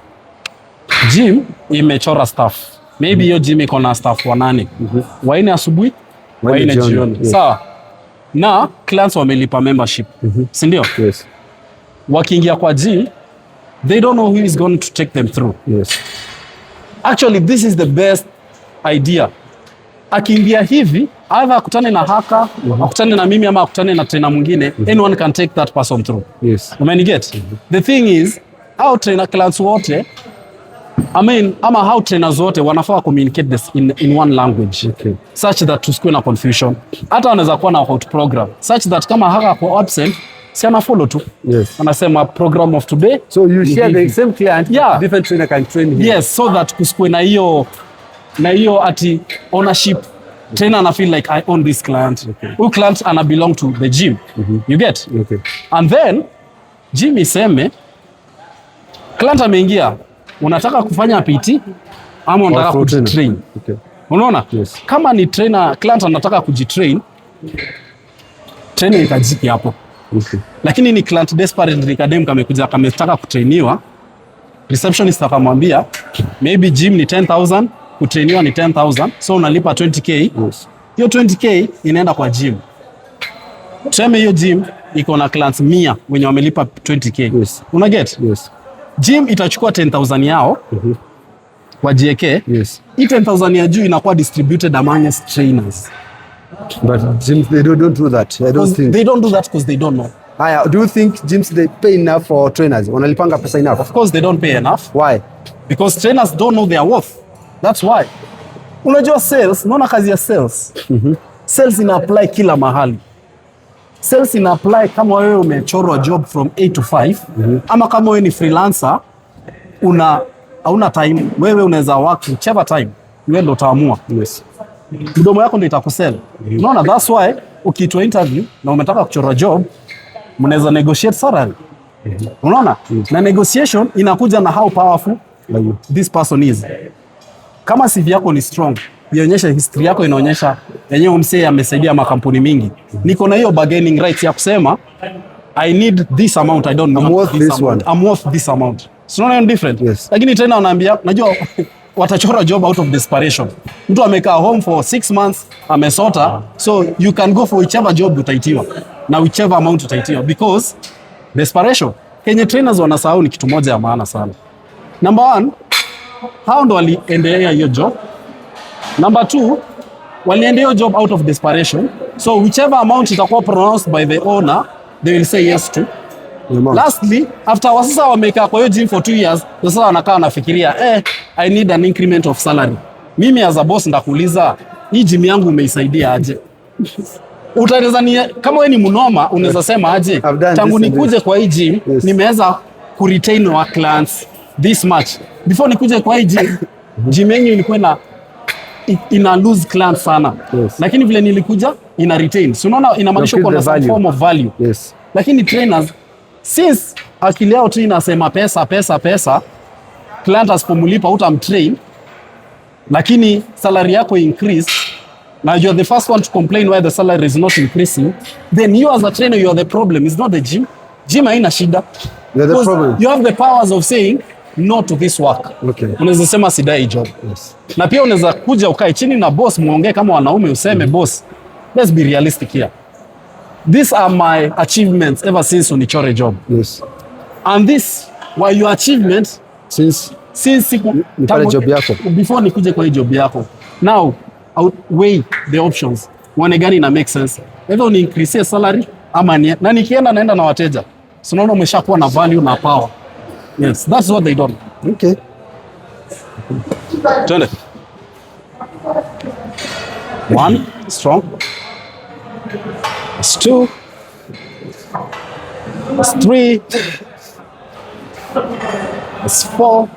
Let's go. 5. Good.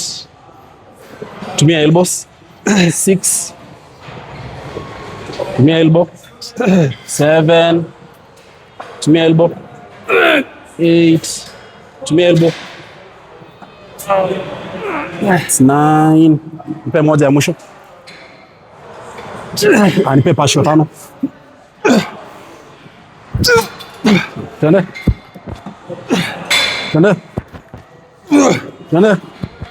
Shikilia hapo. 5, 4, 3, 2 and 1. Hiyo imeisha. Tunaingia lat pull down using this small bar. Ile uko naona hapo juu. Hapo kwa ukuta.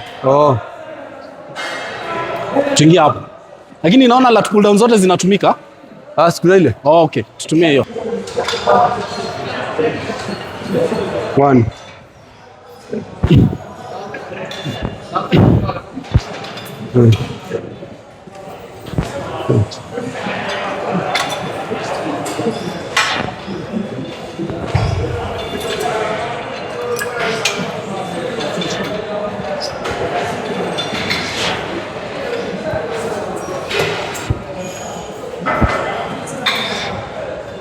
2. 1. Hapo 2, 3, 4 and 5.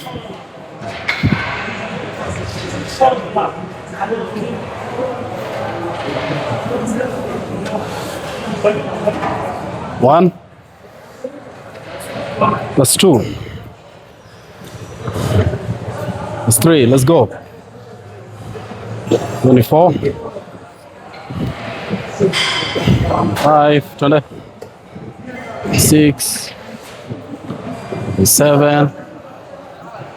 8. 9. 10. 11. 12. 13. 14. 15.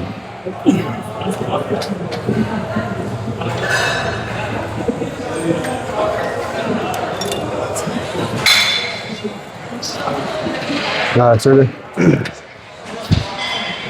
Twende. 1. Twende. 2. 3. 4. 5. 6. 7. 8. 9. 10. 2 more. Twende 5 mzee. 1. Twende. 2. Twende. 3. Twende. 4. Na mwisho hold hapo. 1, 2, 3, 4, 5. Hold.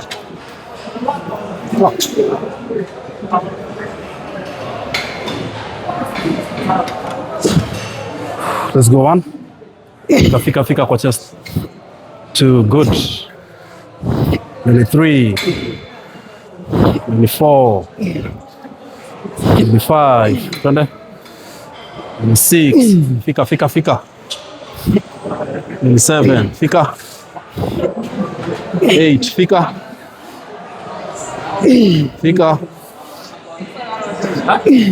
Peso 5. Twende.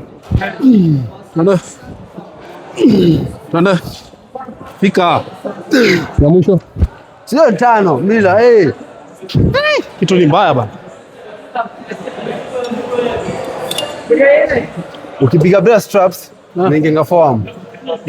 Ni juu ya reverse grip. Unajua grip ni ya biceps. Unajua hivyo? Inakuanga grip ya biceps. That's why hii ndio grip ya back. Hii ndio primary grip ya kufanya back, sio hii. Hii ukipiga hii, before upige lightweight, ukitaka ingie back. Because you know you're doing this. Aim is to bring this below the chest, not above the chest. So ukibring below the chest unakuwa unatumia more of your lat. Unaona hiyo movement? Angalia nyingine. Natumia unaona movement? Hii ina focus na more biceps. Unaona? Hii biceps haiko kwa hesabu. So when you are pulling, hii inafaa ikuje below the chest. Ndio utaifeel. Even ukitumia hii, usilete hapa hivi. Hii ni biceps unafanya. Unaona? Pull the weight below your chest. Unaona venye ni kazi. Hii weight uta reduce. Juu utaweza. Lakini nayo utasikia mgongo. That's why kuna ile. Si unajua ile ya hamstring? Hiyo sasa hiyo ndo the best. For this. Because ina eliminate hii. Twende. Ni moto bana. Twende. Hii inaenda 10 tu baba. Sawa. Twende. Strong. Twende. 2. Twende. 3. Twende. 4. Twende. 5. Twende. 6. Twende. 7. Twende. 8. Twende. 9. Twende. 10. Pasos mzee, acha mzee nini? Failure bro. Failure. Failure aje.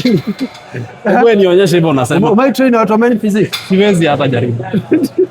Ni junk volume, Mr. Junk volume. Si junk volume. Ni junk volume. Wameweka lat. Wapi? Wapi? Watu wa physics. Wameweka but at times unaweza kuwa na physics poa because you have good genetics. That's the truth. Training. At times no. Mnasa wengi sana hiyo aspect ya genetics. You guys you don't know how powerful genetics are. Genetics kama kama uko na genetics poa na train itakuwa bado utakuwa. Wewe utakuwa. Bro, ushaona wase wanafanya marathon? Mimi niko na wajaka wawili wanafanya marathon. Mjaka kama Mluya, anaitwa Mato. Guy. Mato kimbia 42 km. Mato bado wako na biceps.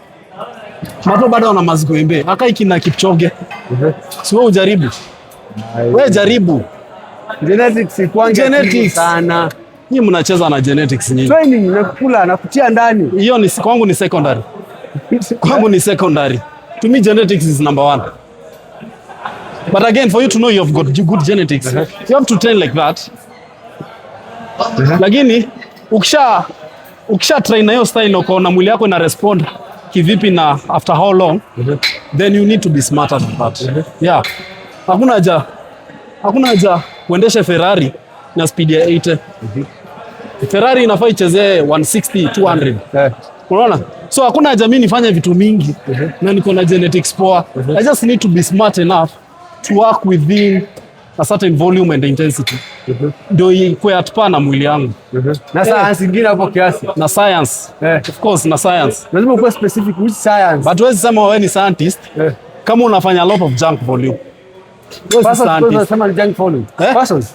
Na mwisho. Unaweza umepiga zako. Trust me, they are unnecessary. They are super unnecessary. Naona drop set. Hiyo mayo rep. Rest pause si mbaya. Because rest pause unajua za uko peke yako. So unapumzika unaendelea. But kuna nyingine maji imemfika imejaa bado unaendelea kuchotelea. Spill over. Angalia hata nani hadi tulishinga mani watu hivyo. Nani hadi Handambo. Bro, tusiangalie recovery ya watu vile iko. And again, it doesn't mean he is the best of the best. Yes. No. So we are giving an example. For someone who anajua. Na yeye ana train na watu wenye washafika. Yeye tu ana scrutinize, anaona kanati kakuluza anakuja na title. Si achukue mtu from scratch, achukue jamaa amefanya hivyo. Anachukuanga watu wote wenye wako huko juu. Nani anachukuanga beginner ama amateurs? Hapa. Maybe for content. Kuna mabeginner. Maybe for content. Kuna beginner for content. For content. Hata mimi naweza ambia Hani, leo nataka unitrain. Nataka kutrain hata kataa. But kani biashara. Anataka mtu anaweza fika bei. Yeah. Mira. So Hani, kuna vitu zingine anaona anafanya unnecessary. Hizo junk hizi majunk volume sio nangi zikiwa necessary sana. 3 to 4 hizo. Simi nakwambia ukweli. Sasa unatuambia mimi vile tuweke hiyo mapasho rep. So hatu train sisi. Hadi tuweke hiyo tupasho rep ndio tutasikia tuna train. Sasa mpaka ufike failure. Failure nilishafika huko rep ya 7. Na nikang'ang'ana sana kumaliza hizo 3 ikuwe 10. Tena uniambia niongeze 4. Kwa hivyo mimi napiga zangu 3. Ya 4 tumepiga failure. Okay. Wewe ulianza kufail maybe at 7. At 7 by the way, unasikia kuachilia.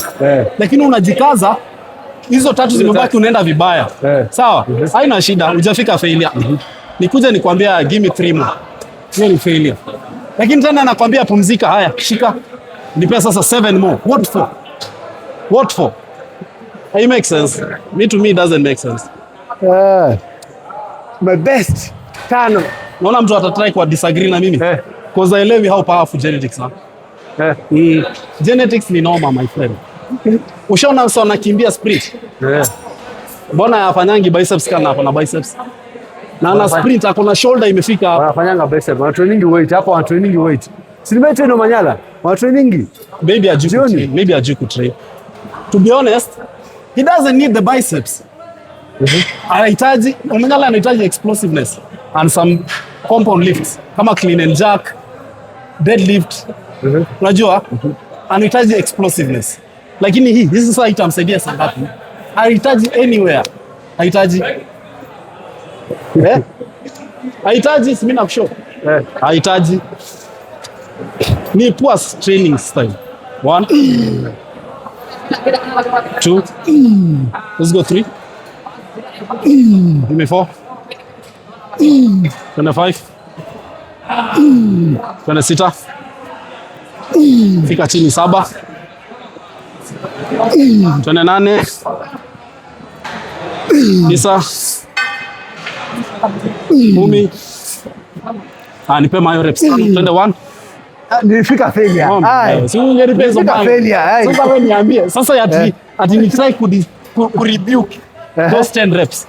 Alikwambia sasa hiyo reps sasa tuongeze 5. Hiyo ni ng'ombe hiyo. Sio ndio inasaidia. Tuingie sasa seated. Chest supported. Seated. Pale. Nikichukua flies and bench, nifanye 5 set working set, si warm up set. Unaona kama vile tunasikia hivyo? Fanye hivyo 5 sets. Alafu ende ufanye hivyo 5 sets. Uko sawa. Lakini sasa ufanye hivyo vile tumefanya 5 sets. After na kuongezea exercises zingine 3, itakuwa more of junk. Yeah. Jumwili kikombe ilishaja kitambo. Nikumwaga maji unamwaga. Haya twende.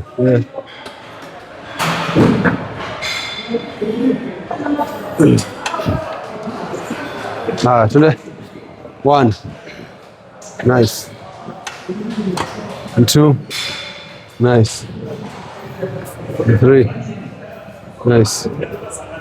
And 4. Nice. And 5. Nice. And 6.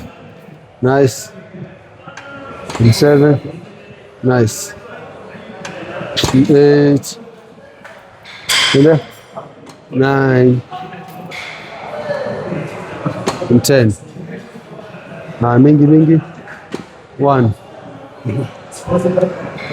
And 2. 3. And 4. Now we show 5. Good one.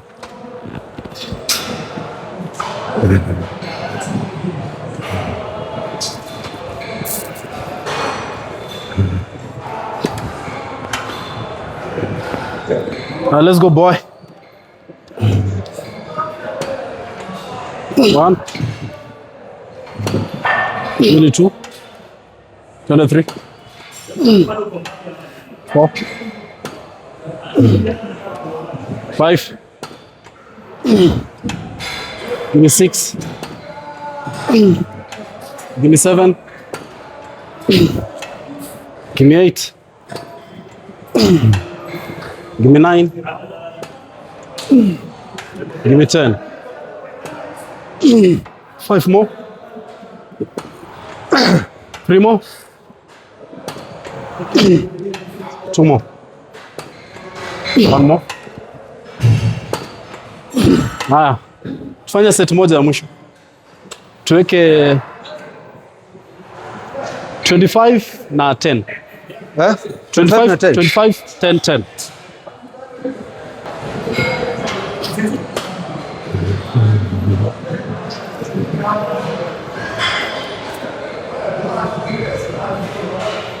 Naona hii jina failure. Yeah? Hii jina failure. Yeah. Inakuanga misused sana na mabodi. Failure inakuanga ni huwezi piga seti hata mwingine moja. Failure ni hata reps nyingine huwezi piga. Yes, na hiyo reps unaipiga vibaya. That's failure. Inakuwa majunk. Ukienda beyond that, that's junk. Kama unaweza kupata injury. Na mtu ata disagree na mimi is because I elewi science.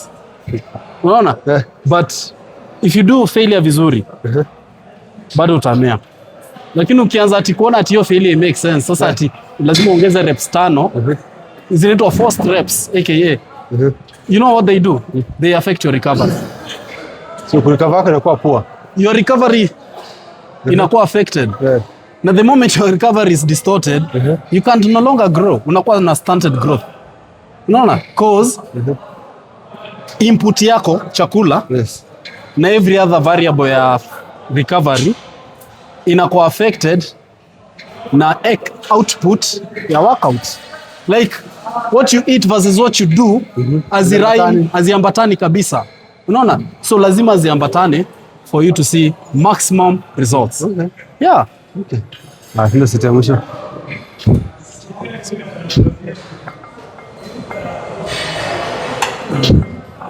Tunaona. Ndio. 2. Ndio. 3. Ndio. 4. Ndio. 5. Ndio. 6. Strong. Ndio. 7. Strong. 8. Mingi. 9. Almost. 10. 2 more. 2. 1. Last one. 2. What?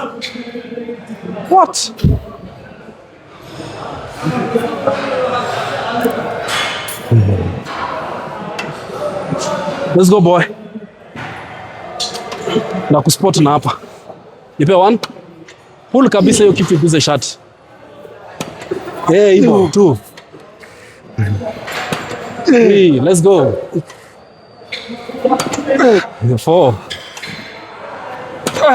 That's 5, let's go. 6, let's go. 7, let's go. Let's go.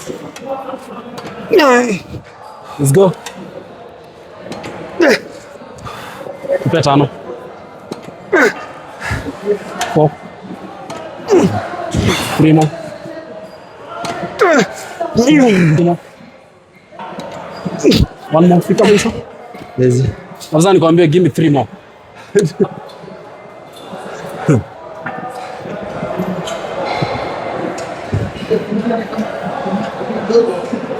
Good. Now, tufanye kitu inakaa hivi. Bas. Anything yenye inakaa hivi. Sinaona zote tumepiga hivi. Sasa tufanye kitu yenye kwa hivi. Overgrip. Yeah, tunaweza tumia hii. Why? Let's say all this exercise they are targeted only one muscle. Yeah. Sawa. So ambao ni thickness and width. Yes. So width unapata kutoka pull ups and like pull down. Anything pull. Anything pull. Pull like this or this. Yes. Yeah. Then thickness unakuja kutafuta hapa hivi. So why do you need to do 4 workout, 4 different exercise? Si unajua pia kuna kitu inaitwa consumerism. Narudia tena. Consumerism ililetwa kwa wale watu kwa gym, that is kwa gym juu consumerism it's everywhere. Yes. Hata kitu yenye iko non-related na gym. So ililetea wale watu wenye wako na bad genetics. Okay. Wakaambiwa unaona hii calf raises ukifanya seated, wende ufanye donkey, Yes. ufanye standing, utakuwa na mazguembe. Not really. I can just do standing na bado nikuwe na mazguembe. Akakuja akakwambia sijui kuwe na equipment inakaa hivi, uende tena ingine inakaa sijui hivi, ingine nayo inafanana ile. Hiyo yote is to take your money from your pocket. Unaona? Juu ukiangalia hizi vitu zote Kenya ina differ tu ni dynamics. Yes. Ile ni chest supported. Hii ingine ni unalala nyuma, ile ingine unalala mbele, hii ingine una pull hivi, ingine una pull, but they are all working the same muscles. But we can argue also the reason why we are doing a variety is so that you can target auxiliary muscles. Auxiliary muscles ni zile muscles zenye deadlift haiwezi kupea. Lazima ufanye an isolation movement for you to target that particular. Unaona kama nikisquat, Yes. siwezi target hii part. Lakini lazima nikienda kwa leg extension itafika hadi hapa. Unaona? Nikifanya stiff, si ati itaunda hamstring. But nikitaka hiyo peak ya hamstring, utapata lazima nifanye. So mimi naweza sema hizi machines zilileta kuuziwa mabodybuilder. Kuwafunga tu match, kwa enjoy, kuonyesha ati sasa ukikuwa na machine kama hii ndio utaenda win Mr. Classic. Hata mimi nikitrain kwa gym ya CrossFit, sasa siwezi unga. Utaunga bado. Ni venye maybe bodybuilder anafaa kwa isolate more than a crossfitter. Crossfitter hitaji biceps. Anahitaji tu hiyo explosiveness. Yeah. Okay. And other thing is, why do you think most events za fitness huwa zinafungwa kama zinapoteanga? They start inaanza vizuri na peak. Inaanza na umwecheche. Yes. Alafu inazimika. Yes, why? Mimi naweza sema ni the 3 things I said. You remember? Ignorance, laziness, ama stupidity. So most of them are ignorant of marketing. So they don't enjoy, or rather they don't like marketing. What is the power of marketing? The power of marketing is create awareness and visibility. I've already opened my business, so what do I need to open? Now people need to know that you exist. Si mnapita, mnaona biashara yangu. Wapi unapita wapi? Kwa barabara. Sawa. How many people pass here? Kila. So nikikompare watu wanapita kwa hii barabara, sijui inaitwa aje. Versus watu wana scroll hivi kwa Instagram. Wapi kuna traffic? Instagram? Sasa inamaanisha you need to focus on where pali watu wengi wako. Okay. Unaona? Like si tu watu wa Isli wanafaa wajue body fueling exist. Yes. Watu wa outside Isli wanafaa wajue. And the only way you can make them know that you do exist is through running marketing. Like unatumia social platforms. Do you know kuna kitambo watu walikuwa na run marketing kwa magazeti? Kitambo. Unaona hii ya magari unaona? Yes. Si unaziona sana ziko mingi? Yeah. Do you know kuna mtu ameamua kuchukua gazeti ya The Standard page 2 left and right amejaza magari. Na ameambiwa ndo nichukue, si umekutana na hizo magazeti. No, fungua katikati. Thank you. Yes. Na akaambiwa na huyo SK Masharia. Ndo mimi ni run ni put this ad on my newspaper. I just need 300,000 peke yake. Hiyo ni gazeti. Kwa TV, akwambia sasa hata nataka uisukume kwa TV. Akuokote tena ka 300 ngwanyezi. Kwa 600. Ako ni ka 600. Yeah. Atoke hapo ende akwambie sasa ukitaka poa sasa eka kwa billboard. Na ukitaka poa zaidi eka kwa 3 main roads. Eka Thika Road, Ngong Road na maybe Mombasa Road. Billboard per month ni 120 or 150. Sasa we niambie kamita kamoja kamechomeka tu kwa media station. Na ni get? Yes. Saa hii kina Zuckerberg na Elon Musk tunafaa tuwashukuru sana watu. Because sasa wamerahisisha hiyo kazi. Yes. Saa hii you see that now that 1 million niweke kwa Meta. Yes. Ama X ama TikTok ama wapi. Hiyo traffic inakuja ikiwa quadruple, inakuja ikiwa sijui times 10. Vis-a-vis magazeti. Kwa magazeti maybe ningepata watu 20 ama 30 wako interested na my product. Kwa Instagram A lot. wako wengi hivi. Traffic. Yeah, so you go where the traffic is. That's why ukiona any big brand watatumia watu wa podcast vizuri. Waangalie watu wagani wana lead kwa podcast, waone ni Diary of the CEO. Yes. Waone ni ule mwingine anaitangwa aje? Nani Ule wa Wisdom. nani Alex Omozi. No. Alex Omozi hajatapi na hapo sana. Hao watu wa podcast pekee. So wenye wako na ma 1 point something subscribers wanaenda hapo wanawaambia msee, in every episode unafanya nataka utangazie kitu either at the beginning ama at the middle of the segment. Yes. Unaona? Na msee anapata traffic. So watu hawajui kuevolve na technology. Gyms in Kenya, events in Kenya, they are still living in the past.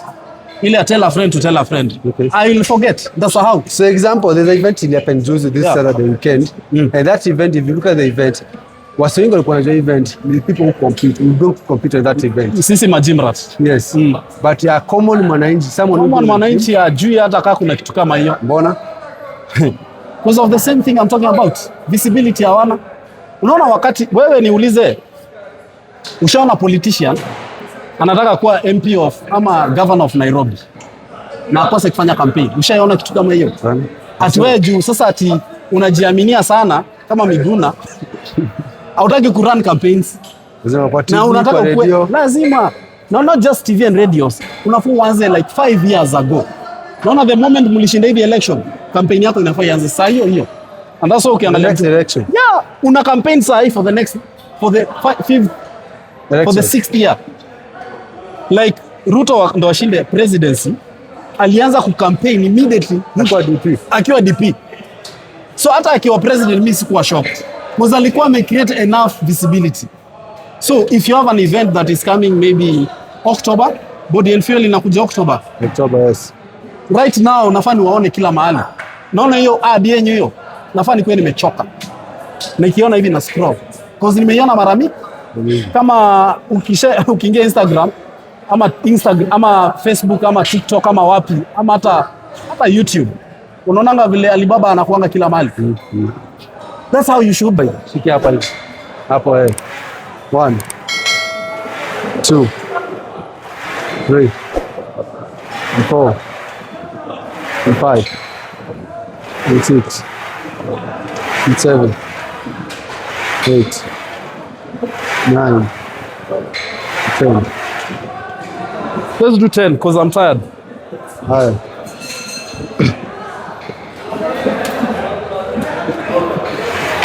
That's 1. That's 2. 3. That's 4. 5. 6. 7. 8. 9. And 10. 1. Weka mwisho. Yeah, but take something heavy like 15. Yeah, 15. Anaitwa haka. Umenichekesha sana hiyo story. Twende.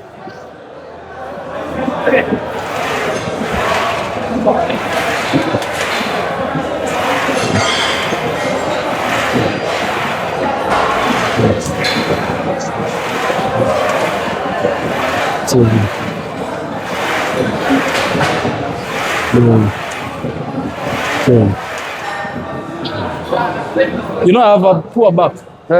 Bwana shida ya back. Oh. So when I'm doing back, Yeah. always do chest supported. Kama hii kitu yote yenye ina eliminate kama hiyo. Oh. But once in a while tafanya deadlift, squat, bent over. Oh.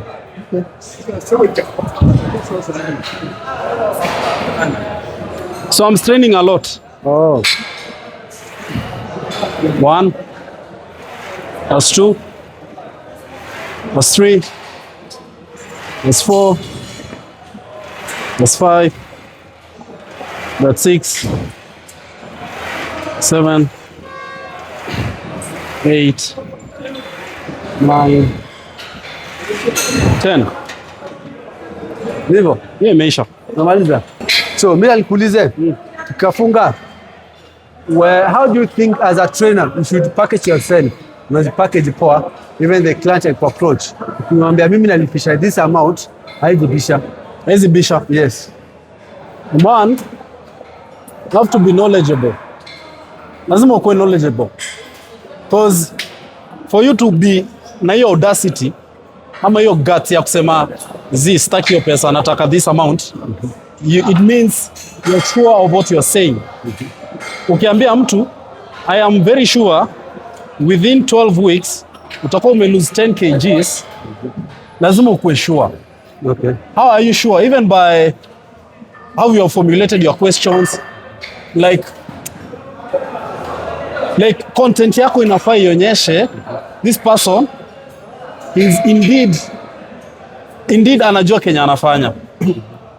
By the way, content creation ndio inaweza kusaidia ukue coach mnoma ama ukue coach ako down. Content creation. Content creation. Okay. Because ina create that visibility. Number 2, referrals. But let's assume hauna wateja, so you can't even refer a client, ama client cannot refer someone to you. So make sure you are present online. Make sure whatever thing you are posting iko solution based, and make sure ukwe specific unasaidia nani. Unaona, usikuwe mtu unataka kusaidia kila mtu. Mtu amekwambia, do you normally train children? Yes. I want to bring my grandmother. Can you train my? Yes. My father has a sciatica nerve. Can you? When yes kwa kila kitu. Like sometimes even saying no, I don't know. Like saying I don't know won't hurt you. Kwanza inaonyesha uko na hiyo humility. You know, like kama mimi purposefully nasaidianga wasichana pekee, or rather females. It doesn't mean I can't help men. Unaona? But your main focus ya my main focus ni kwa madem, cause nilikaa chini nikaangalia all the dynamics, nikaona women wako na less dynamics than men. Number 1, men wanajifanya wanajua sana. Angalia coaches wote, hakuna hata mmoja ako na trainer, cause they think they know everything. But look at their physique. Number 2, unafaa uangalie wanawake, they are willing to learn and listen. They are willing to follow what you say. Mwanaume akona probability ya kukwambia siwezi ama akuignore. Na hiyo opinion yako ama hiyo advice yako it makes sense. Unaona? And lastly, wako more sustainable, like they are more reliable than men. Mwanamke anaweza kaa naye hata for 1 year, 2 years, like yes. Wanakuwa na hiyo so-called loyalty. Yes. They are very loyal to a trainer. Yes. As opposed to men, it doesn't mean like there are not men who are like that. There are men who are also loyal to trainers. They listen what you tell them. Nani wakutu sawa. So, mimi nikitrain wanawake wengi, waone results, then I have all the audacity ya kuquote whatever price I want. Because already, nimeonyesha proof of concept. Like I've done it, I've shown you on Instagram, I've done it. Nimeonyesha page yangu, si mimi nikifanya hizi mavitu tumefanya. Like, naonyesha mimi ni coach. There's a product. There's a product I'm selling, yes, and there's a problem I'm solving. So for you to be as a coach, ama wewe ni wewe unataka kuwa coach mnoma, wewe ni kayanging for 21 years ama 20 years. Number 1, usikuwe obsessed na likes. Usikuwe obsessed na likes na followers na nini. Kuwa obsessed na kusolve problem. Kuwa obsessed na put content yenye you take time to create. So create your brand. Yeah, that's how you build a brand. That's how you build a brand, by starting slowly na your content creation. Unaona mtu wanakuanga, it's not like they cannot talk about factors zenye zina affect mtu asi lose weight. They can do it easily. The thing is, it's a lot of work. Mtu anafikiria kuedit video, kufanya nini. Bro, it's not a must to do video content. You see, like, there are 4 ways of producing content. Kuna audio, that's why kuna Spotify. Kuna visual, yeah? That's why kuna YouTube na manini. Kuna mapicha, ama inaitangwa jia kuandika newsletter. Yes, ama mimi newsletter. That's why kuna X. Na kuna pictures. Kuna pictures. You can just illustrate something using pictures. Unaona? So you just find one and stick to it, and then you go hard on it. Ukiamua kufanya video kuongea, stick to that and go hard on it. Ukiamua kuandika kama X, tweet, stick to that. Kuna watu wanapenda kusoma. Ukiamua unapenda kupodcast, weka Spotify kwa present kila mahali, and then build a community around that audience. Ndo wakwe wote wana resonate the same. Unaona? Unaget? So that is how you become a valuable coach. Because unaona hata mtu akikuja yenyewe ku approach anaona this is a person who knows what he's doing. But utapata page ya mtu yote imejaa akifanya bench over row, akifanya deadlift, akiflex. Sasa whom are you helping? Sasa wewe kenye una entertain ni your fellow bodybuilders who are not even your potential customers. You get? So fan base yangu kiangalia ma following, most of them are my potential clients. Very few are my typical gym bros. And me, I want to focus on where the pesa iko. That's why nita post content yangu, nitapata 2 likes na itaniuma mahali. Kuna mtu akipata 2 likes anaona hiyo content that make sense. Anasema, wacha niendelee kufanya bent over row yenye ananipea 100 likes. But hiyo likes yako ya 200 DJ kujiconvert into even 1 shilling. Mimi na 2 likes nimeconvert into 20,000. Wewe na 500 likes haujawahi pata hata 5,000 from a client. You get? So just improve on yourself. No, unaweza sema. Haya, swali ya mwisho. Yeah. If someone for the first time akuulize Mila, what is your mission? My mission has always been to help as many people as I can. To help trainers waweze kuelewa how coaching works, how you can make reasonable money from coaching, how you can change your way of thinking, and also client aweze ku minimize confusion inakuanga amongst trainers, whereby anaambiwa leo sijui ketogenics, sijui fanya hii, like kuna a lot of confusion, and that's why you see clients, they like moving from one gym to the other looking for a solution. It's because kuna kuwa na a lot of confusion. So if you create an environment yenye trainers they are speaking in one language, clients wako na less confusion, then tuta thrive in fitness. So that is my mission as a coach. Thank you so much for today. Yeah. And you have learned a lot from this episode. Yeah. And I hope you guys, you have learned a lot and you have enjoyed a lot. Yeah. Because every time the whole point of creating this content is for you to learn and for you to understand ni kitu gani unadanganywa, ni kitu gani unafanya. Yeah. As you know what we do, if you enjoy the episode, subscribe, drop your comment, let us know what have you learned and what have you enjoyed most. And also follow me at TikTok, Instagram, MilesMiller254. Kila mahali MilesMiller254. I'm everywhere. Everywhere. Everywhere. And see you in the next one. Peace Thank out. you.